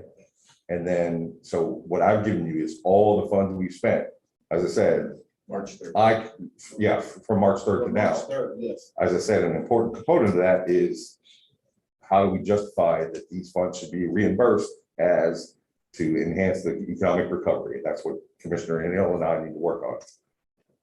Now, And in the same way, we forecast 90 days forward of what we want to reimburse us for in the same way. So again, the master plan spending would be in there for the forecast for the next 90 days if we're gonna move forward on that, et cetera. So, and I think we talked about this before. Obviously, they're gonna evaluate our success at achieving that spending plan before they approve us to move forward with another 90 days. And the reimbursements or the achievement of those plans gets you another 90 days as I read the grant. Okay, it's how successful you are at achieving those, and then another 90 days of how much you're gonna spend, forecast, and then, yes, go out and spend it. so the port operations fees, some of those fees are not included in that as yet, like the CSX right-of-way fee, insurance, audit, those things. So are- the insurance is in there. Okay, The CSX fee, not sure. I may not have included that in there. That's $750. But the insurance is in there. Obviously, we put in the Ports Council dues. I see that. They've told us we cannot claim those. That I'm assuming, I mean, obviously, that's Patrick and I didn't discuss that, but we're not allowed to charge for membership in lobbying organizations. I'm assuming that the Ports Council is essentially a lobbying organization, so we are not allowed to claim that. So again, this was just, here's what we actually spent, because there's also travel costs in there, which we're not allowed to claim. So again, there's several iterations before we can get down to, here's what we're gonna claim. And again, and then moving forward, what we want to claim going forward, how much we're gonna spend, we put in there, obviously, the audit fee, that will, because the auditors will be here in November, so we know that we're gonna pay them half there. We put in the insurance payment to be made on October 1st. You know, all the costs that we can think of, again, that we know we're gonna spend. And again, in the same way, we would put the port master plan study, if we're gonna pay that, you know, are we gonna move forward with that in the next 90 days? Once we sign the agreement, we can go ahead and pay that from these funds. So, so as I said, there's still a few iterations of this to go before it's kind of in the form ready to say. What about TPO membership? Lobby. That's not a lobby. The Chamber of Commerce, yeah, right. Those are not lobbying but that's not, organizations. that's So, not included in the future. again, I'll just caution. How does that help enhance the economic recovery? Okay, so this is not just by my reading of this grant, it's not just a dump of costs that we incur. How does this help enhance our economic recovery? There needs to be words attached to that. Okay, Okay, so I understand, and yes, we will put all the costs we can in there. The verbiage becomes an important piece of that supports that. okay. Very good. What I needed to know, what we all needed to know. All right, any other comments?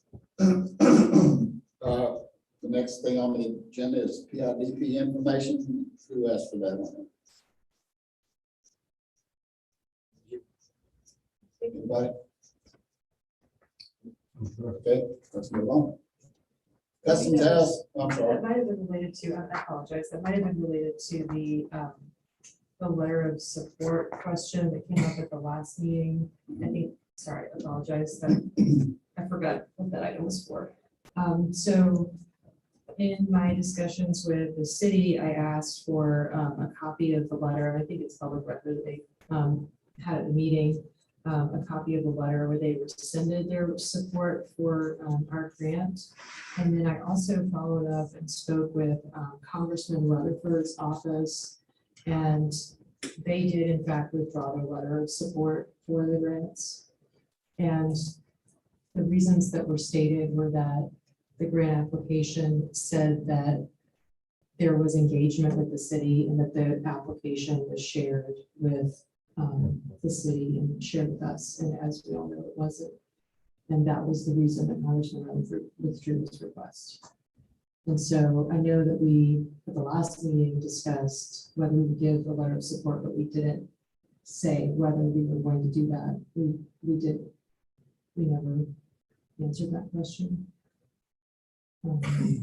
And my understanding, and this is in talking to Congressman Rutherford's aide, one of his aides, was that this cannot be modified once it's past the deadline. So the grant is not, we can't go in and fix any of the statements at this point. So I didn't know if you wanted to take action on that or not. Chairman Poole, I just wanted to remind you, as Commissioner Hill said, the board never voted on whether or not you guys are going to rescind your support. That's why it's on Or here. send a letter of support, either one. Correct. That's We- why it's we on the haven't agenda. Said we were supporting it, except verbally, we had no written support. Well, and is it right that the raise grants, they were the bill grants before, right? And they were, every year, this is another shot to apply, so the next opportunity will be next year. But then the PIDP, I didn't know whether that was an annual, and I apologize for not knowing off the top of my head. But is that one that would come back up next year, or would we have missed that? I think it comes up every year. It does, yeah. So we would just be waiting a year Yeah. to reapply. Yeah, it's offered every year in some form. Okay. Any other questions? All right, Customs House. There's been some work done on the Customs House. I talked to the director there the other day, and he said they did do some scraping and painting, and some work on the porch. The handrails have not been installed yet, and he said that's a high priority, plus the windows have not come in yet, and I know they're gonna put those in as soon as they come in. And then they'll do some other painting. But I think it's progressing. So we just need to be patient, and Customs is patient with us right now. They know we're working on it, so that'll be done in time. Any questions about that? Yeah, go ahead. So this came up at the last meeting, I reached out to the former cleaning crew and we went ahead and they agreed, we went ahead and terminated, we didn't have to give them 60-day notice, so we moved on with that. Right. And we signed a contract with the other cleaning crew. They've already been in there, and I talked to Director Parrott, and he's very satisfied with the new cleaning crew. In the contract, it says we have to pay for the supplies, and we'll do that. Bathroom supplies, cleaning, some of the cleaning supplies. So that'll be a little cost, but we're saving a lot of money going with that company. Any other questions about Customs House? FSTED the next one is FSTED meeting. That meeting is actually, I think why it's on here is tomorrow. I've decided not to go because Mike and Commissioner Cole and I were both going to go and sit in with the governor, but they requested that if we went, only one of us could go inside the meeting. The other would have to sit outside. So I've decided not to go, and I don't know if Commissioner Cole is going to do it. They said it did not have anything to do with Port of Fernandina, and it would be something that we really didn't have any part in. So it has to do with, Mike, you want to comment on that? It has to do with Chinese cranes. Yeah. We're other boards. And we're not in the market for Chinese cranes, so. Okay. And he said that he did have plenty of support for them going. Yeah. It's become this bad. All right, next up is Court Attorney Report. Thank you, Chairman. So that's in your packet. A couple of things we've already talked about, Customs House, COVID funding. We did receive today an updated version of the agreement with the RSNH. I asked them to add some language. So we have that, but I think we probably need to wait for you to sign that until we understand what's going on with these funds and the corresponding grant. The other things you can see on here, the one thing that's not on here because it came in after I sent this to Rosanna is we have our value adjustment board hearing on October 12th. And I've reached out to the attorney for the property appraiser and I'm hoping to speak to him this week, so I'll keep you posted on that. Happy to answer any questions. They require us to answer certain questions and have certain documents to them by a certain date. And we'll do that.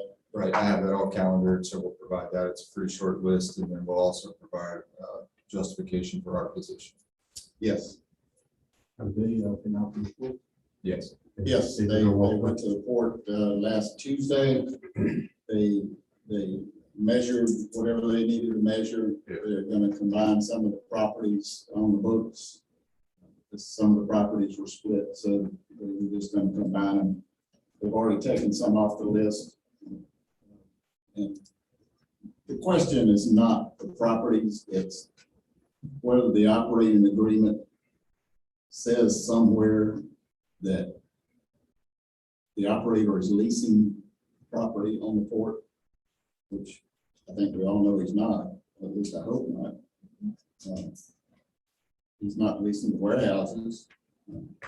Now, they have other private property that they own. He may be leasing out to people, but that has nothing to do with us and our property taxes. And I think we have a pretty strong case, you know. And I'm confident that we'll get that settled soon, but it's just, we've got to go through all this to be able to do that. Did their report include a list of all the equipment? No, Just parcels. that's also, that's property. Because I actually ran into Mike Hickox over the weekend and he said that they did look at equipment. And so, because we're supposed to do a list of like TPP every year, Personal property. tangible personal property. Yeah. And so even though we are exempt, we are supposed to provide a list of all of our equipment every year to the tax assessor. And I then, don't know, Chris, have they asked for that and you've done that, right? Well, Mr. Lilly just informed me after that he did look at Opa's equipment as well as our equipment. That's part of what the process was. He said he needed updated values even on potentially tax. Right, right. Because they list that, you know, if you've got property and you have something on it, that they list that on the appraisal of the property. So they needed to know that, yes. Okay, any other questions? are you doing a full report on everything that's happened since our last meeting? I could answer any questions you have. Okay, how many letters have you received from Mr. Gucci's law firm? Today, Mhm. 6, seven, 7, 7, yeah, they want six, to. and between 6 and 8. There were a few more before that. It's been busy. And we will address each one of those and what they're asking. One came, I know, in the form of a public record request with a time limit on that. But, you know, we'll address that. And we'll address it all before the next meeting. Any other questions for our attorney? All right, port security. Talk just for a minute about port security. Apparently there was an incident at the port where a gentleman came to the port with he had a twit card and he was asking to see one of the people that was doing work on the port loading a vessel, and they allowed him to come in. And he went and talked to that person. And the gentleman told him he couldn't talk to him at the time because he was just too busy loading the ship. And so he turned around, when he turned back around, the gentleman was gone. And I understand, and Chris can fill us in a little more on this, I'm gonna ask him to do that. He was seen after that taking pictures of the port from inside the port. And a report was filed the police department. And Chris, would you like to come up and talk about that?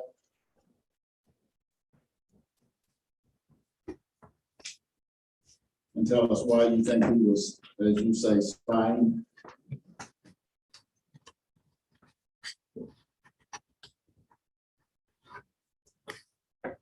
Firstly, he used fraudulent pretenses to gain entry. More of those. I'll explain. Okay. Just having a TWIC card doesn't entitle him to come into the court. He needs to have business with the court, and he needs authority to be given to security from one of our managers, depending on who it is, a contractor, et cetera. So his statement, which was, we have a sworn affidavit from the security guard, was that I am a customer of the vessel that was loading, and I'm here to see their basically rep, which was this other individual. And so, you know, I'd like access to the dock. So the security guard called our dock manager, and he said, I've got so-and-so here. He's a customer of so-and-so on the ship. He wants to see his cargo. Can I let him in? The manager said, I guess so. Let him to the dock. Then they called the fellow on the ship. The ship was ready. And he said, yes, that's my customer. Have him come in, send him up on the ship. We have a sworn affidavit from our dock manager to that effect. He spent 45 minutes based on the gate log, which logged him out 45 minutes after he entered on the ship, in a position to have an overview of the entire vessel, but also studying in detail the operation of loading the KLB on the ship. He was viewed, taking videos and pictures. That's in our dock manager's affidavit. And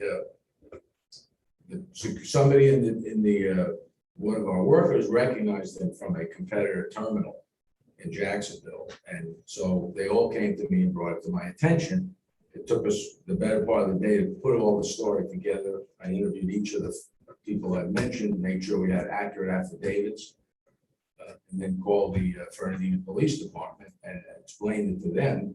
And they took the complaint and they indicated that they've given it to their criminal investigative bureau. They're viewing it as a potential violation of it sounds like it's spying on me, but the Espionage Act of the United States Espionage Act of 1996.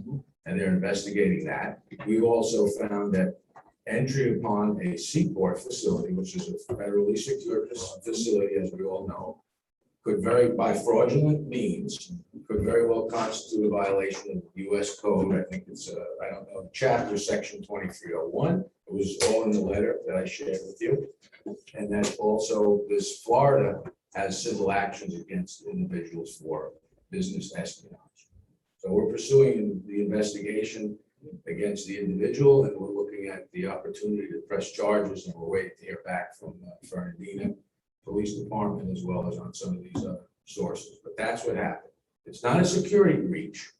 That would be right. He was allowed entry, procedures were followed. It's the fact that upon discovery of the fraudulent means, which was corroborated. So the fellow on the vessel, and I'm not mentioning names right now, but I think we may know some of the names involved, was a co-conspirator in this fraudulent means of which the first individual gained access. And we find it just, you know, highly objectionable. How could he be a co-conspirator when he was on the ship working and just? You verified that he was part of that company? He confirmed the falsehood, which was that the first individual was in fact his customer. The first individual is a senior executive and commercial director for a direct competitor terminal to us and to the Port of Fernandina in Jacksonville. He's not a customer of the fellow on the vessel. That's the lie. And the fellow on the vessel, remember, our dock manager, he didn't know the fellow, so he needed to call the fellow on the vessel to verify so-and-so's here. He says he's your customer. You know, are you expecting him? Oh, yes, send him right up. He's my customer. Yeah. That's all in the affidavit. And that's a lie. It's not the case. The man, again, was a senior executive and commercial director, a competitive port operator in the Port of Jacksonville. Okay, I understand Ray's in the hospital, and he's the facility security officer. And Correct. he probably would have been the one to escort him or at least assign somebody to escort him to wherever he wanted to go. Look, the twit card allows him to move freely from the gate to the dock manager where he was dispatched. Again, all procedures were followed. What would have stopped it is if he told the truth. And he signed in, by the way, with the name of his company on the log, and that's all part of the affidavit. The thing about Ray had been there is he may have recognized the individual, because in this small industry here in this part of the world, most of the senior people know each other. Ray spent 20 years in Jacksonville, but absent that, we were fortunate, we wouldn't know of any of this if one of the workers didn't sort of say, hey, that looks like so-and-so from such and such. When you checked it out, in fact, that's exactly who it was. I know Ray, like I said, is the facility security officer. Do we have a assistant? And Ray's been out, so what do we do in that case? Do we have an assistant? Well, of course, yeah. Stan Harrington is the assistant of deputy. And also I have the guards just as another layer of protection, giving me courtesy calls when anyone that's not known to us, not a known vendor or a contractor is seeking entry. And Stan is qualified and certified to do that? Well, he's certainly qualified and you Well, I know don't he's need qualified, but he's certified. well, I don't know that you need a specific certification, but it's a temporary appointment in Ray's absence. It's the first time Ray's been absent for a long term. I think you do have to have certification from what I've read. Well, one of the things that I wanted to discuss with you at some point is we should go to the security company who technically works for OPA, and we should ask for what is the procedure to officially designate a deputy or an assistant, because we have to have that. You can't have only one person. Right. Normally, the guard would just reach Ray. Ray would always be on call, but he's been in the hospital for about 10 days. Fortunately, he's out. He's turned the corner. I spoke to him today. He's feeling much better, but he was very, very sick for about 2.5 weeks. Yeah, the Delta variant. Do we have a security plan? Do they have a security plan? Oh, we have a security plan, as I mentioned a few meetings ago, maybe 4 or 5 months ago, I was asked. We have a 5-year, a yearly inspection on a facility security plan that was just recently approved by the Coast Guard in the spring. And I provided that to the board. I can provide that again. So we have a currently valid, approved by the U.S. Coast Guard security plan. Did you provide that to each commissioner, or was that? No, I probably provided at a meeting or sent an email, but we can certainly dig it up and send it again. I don't remember seeing it. Yeah, if you could provide that. Sure. Let's see what it looks like. Any questions about this? I had a question. Does the security part of the protocol include the golf carts patrolling the perimeter? Do they still do that or no? They do. And how many people do we have on security? Per day?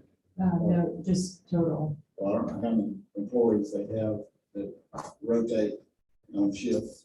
Right, since it's 24 hours, they have shifts. Yeah. During active terminal hours, you have probably four. Yeah. During the winding down of hours, it might drop to 2, and then once the terminal is closed, it drops to 1.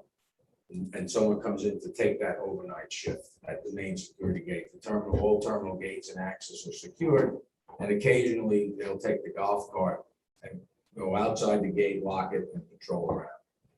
If we leave it to their discretion, I mean, we could set, either more patrols or less, but right now we leave it to their discretion.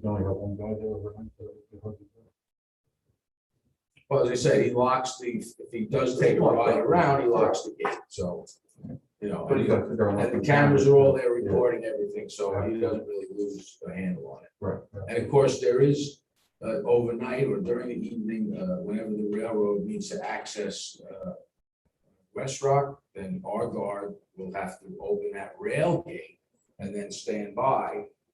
They actually have to check the engineers on the trains for their twit guards, because the train and the 1 or 2 flagmen and switchmen come in with the train, make the switches at West Rock, and then come back out of the facility, and we close. Then the guard closes the gate. So that has to be that's a supervised entry. So that gate is closed all the time except when it's Right. trucks or trains come. Right. The rail gate is next to the main security. Right. So that's Is generally. that a manual gate or is it electric? It's an automatic gate. Does it work? Yeah, well, it should work. I mean, occasionally it goes down and we fix it, but as far as I know, it's working. Do we have any other security gate problems or fence problems anywhere? We had damage to the gate on Second Street some months ago by one of the contract workers. The company agreed to repair it.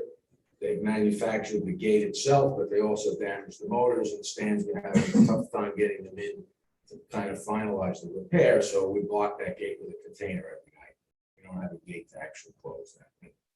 Isn't that like a MARSEC violation? No, as long as there's no physical access possible, no one's gonna move a 40-foot container and they can't squeeze between the poles. But we're trying to repair it as soon as possible, but it's just taking longer. Perhaps security is something that we should add to our list for our budget. Totally, yeah. Security cameras, do we have those, are they operational? Yes, they are. They're part of the security plan with the Coast Guard. They passed inspection. Yeah, they're operational. And has there been any thought, because of the truck situation, to add security cameras that can see down the road? So the guards can look down that way and see if the truckers are violating any of the rules. We've talked about it at your request, and Yeah. we've asked for a quote, what the cost of that would be. But, honestly, I have not seen a truck line, at least the last 2 or 3 weeks at all. I mean, not even 1 or 2 trucks in a day. There might be a few at 6:45, but I can have the guards give me a count until such time as we get a camera. But I just want to mention, as I think you know, Chairman, we worldwide actually pays for the cost of security. You hire the security firm, they bill you, you pass the invoices to us, we send you the money, and you pay the security, you pay it, right? Is that how we do it here? Correct. So the cost of this 24-hour security program and all the manning of the gates and all that we're talking about is paid for completely by the operator. Here, I asked you to look and see when that contract ended, when we have to renew it again. Did you get my email about that? No, yeah. For what, which contract? It's The a security security. contract. You know about when? No, Rosanna would have that on file. I don't think I have the security contract in my file, so we'll have to look, We'll have that we'll have to tomorrow. find that. Okay. I did not see your email. Can you send that? Yeah, mine been today. Is there an issue with the present security? No, there's no issue that I know of. I've just been told by one of the people at the top that when it comes up for renewal, it might cost us more money. I just want to know when that is going to be.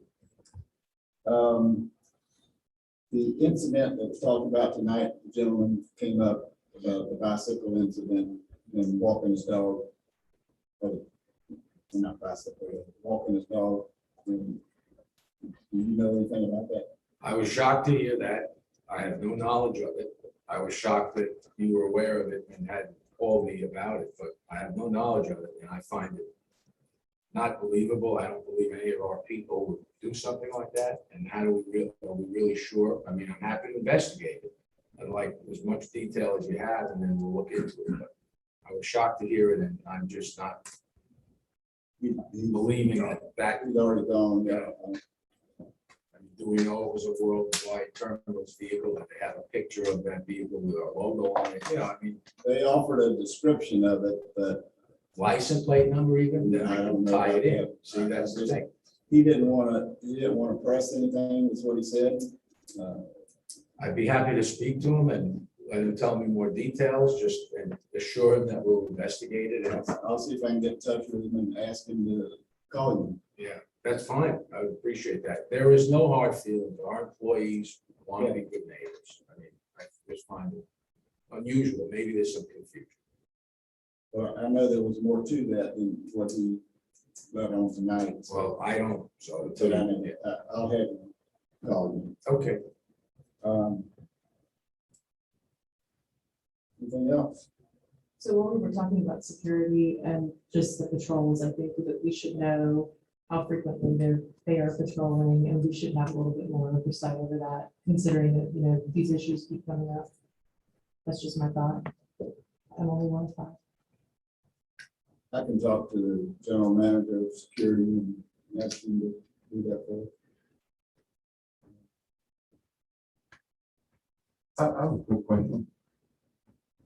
Yes. What do they consider overnight when you said they have one there? What are the hours where there's only one guard? Well, there's shift change that comes in probably at 9, 10 o'clock. And then the day guy shows up at 5:45 or something. So it's never more than an 8-hour shift. Just wondering if one guard is enough really to watch what's going on. I did security for a while. Back in my- Well, look, these are trained licensed port security guards. Most of them have worked at the port for quite some time. This is the way it's always been done. We've never had any security issues to speak of, so it seems to be working, but. Well, I just know it's a lot to watch for one guy. Well, again, it's a secured perimeter and there are cameras covering all aspects of it. So she or he, we have one of the women works a long time, guard with us, works the overnight shift. So they're in the booth and they have 9 cameras screwed to their watch. Right, but you said they gotta go out as the train comes through.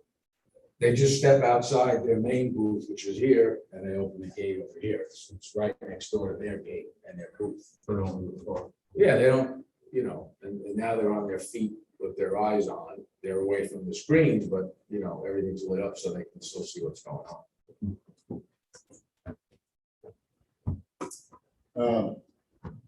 We've exchanged emails about maintenance dredging, and I know Yes. you're gonna prepare a letter Yes, to send to Coast Guard. yes. Maintenance dredging, and I'll do the same thing to the authority. And I think even the pilots are gonna. Yeah, that would be the best, all three of us. Yeah, all three of us, and if you get that to me as soon as you I'll can. get it to you tomorrow, Friday latest. Okay, cool. You need to get that done. Agreed. Where do you get your labor from? When you need workers, where do you go to get them from? For years, we've been using a company called, I believe it's called People Ready. They're really the only provider of trained waterfront, twit card carrying, experienced dock workers. We get drivers from them as well for the dollies going back from the dock to the warehouses, not over the road drivers. We get occasionally forklift and clamp truck operators from them. We get general laborers that hook on the cargo, either in the hold of the ship and then unhook it, or hook on the rolls on the dock that go onto the ship.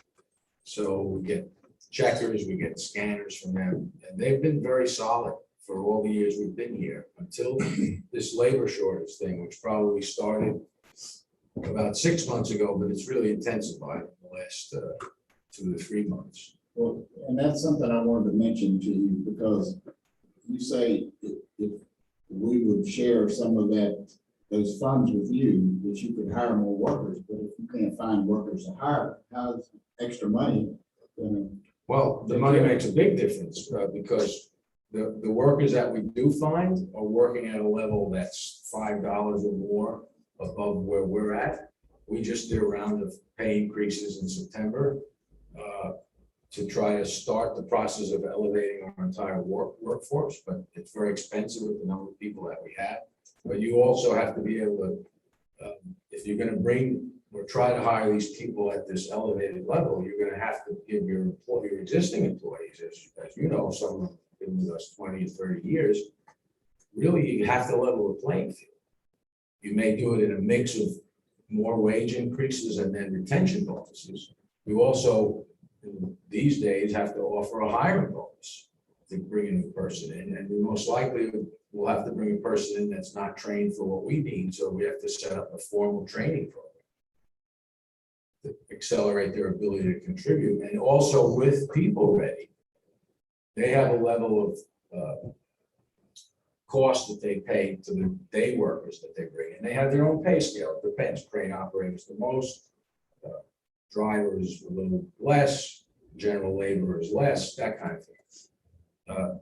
We've had to ask them to keep elevating their scale by $1 and then another $1, another $1. We've offered bonuses for their workers that if you show up and you work a 3-day shift and you finish the shift, you come 3 days in a row, you get a bonus. It could be a couple of $100, it could be a lot more. That's where the money would be applied.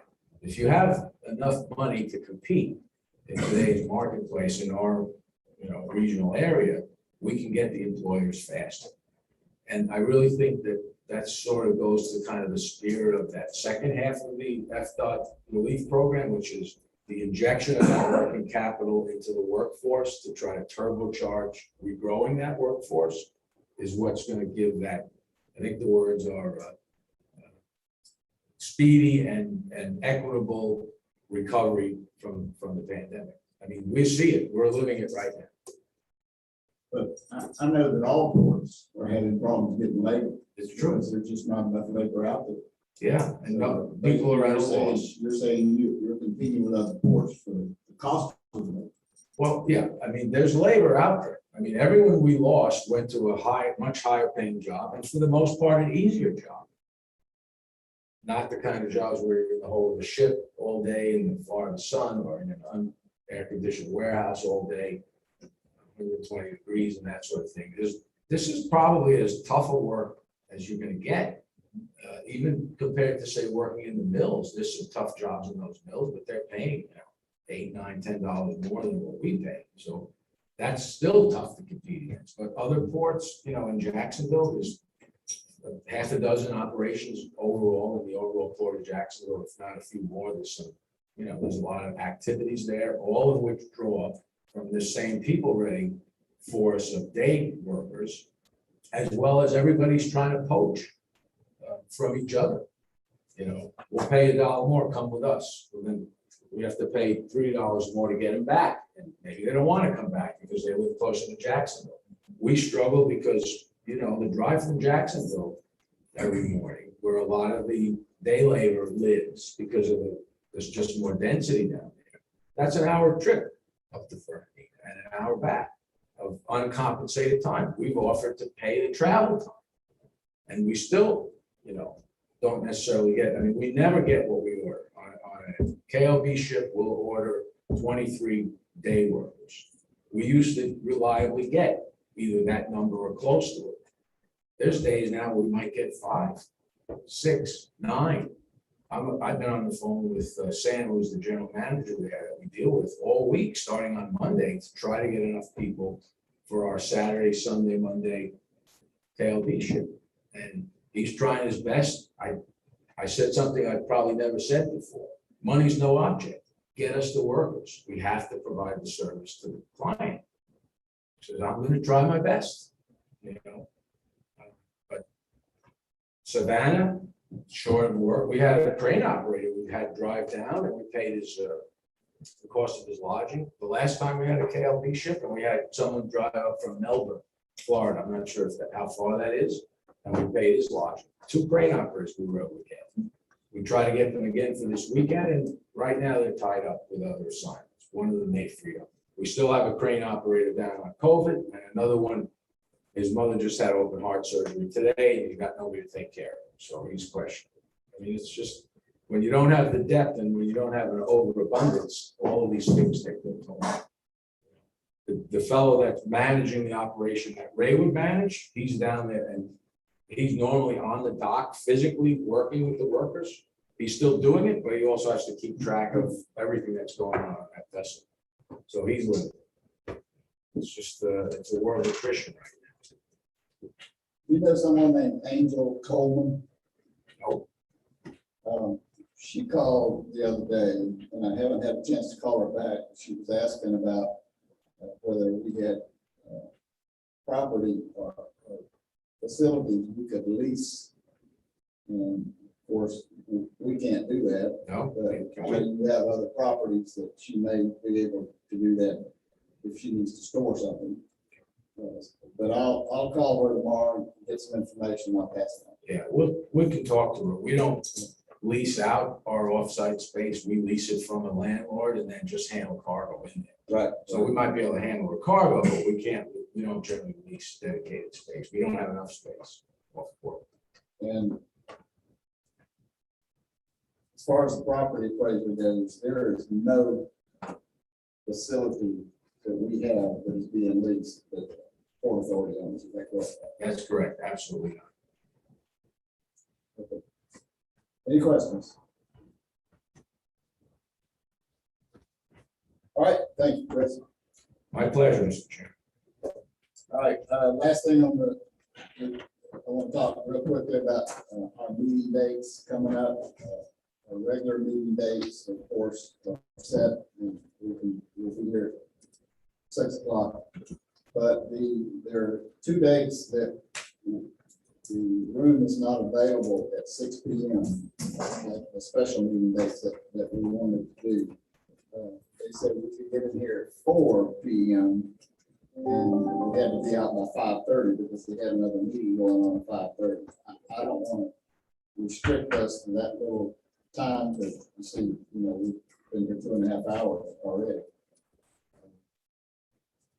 I don't think. We've got a lot of important stuff coming up that we may need time for. Would you like to meet a little earlier that day, those days? October 27th is one of them. November 4th is the other. We can't get in here at 6. We have to be here. We'd have to be here at 4 and just meet for an hour and a half at the most.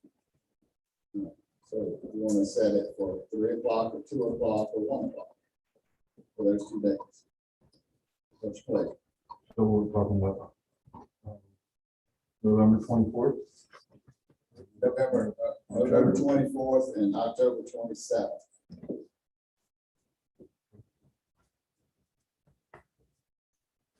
Okay, with early on October 27th.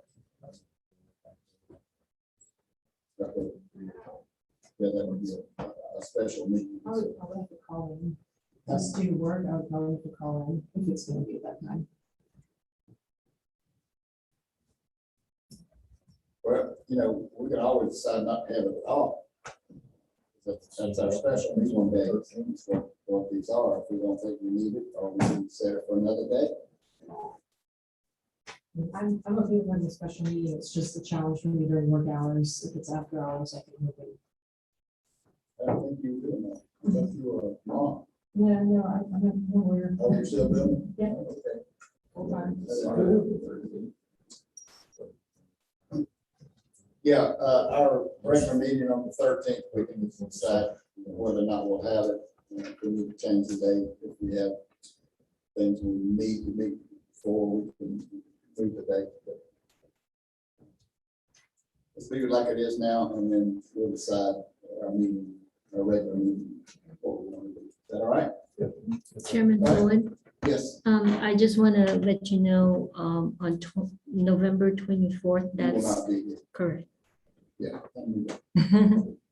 That's why we might need to change the date or not have it at all. So. And if Patrick can't be here on the 27th, so. Oh, stop. Okay, anything else? There are no other comments. This meeting is adjourned. Thank you all very much for your time.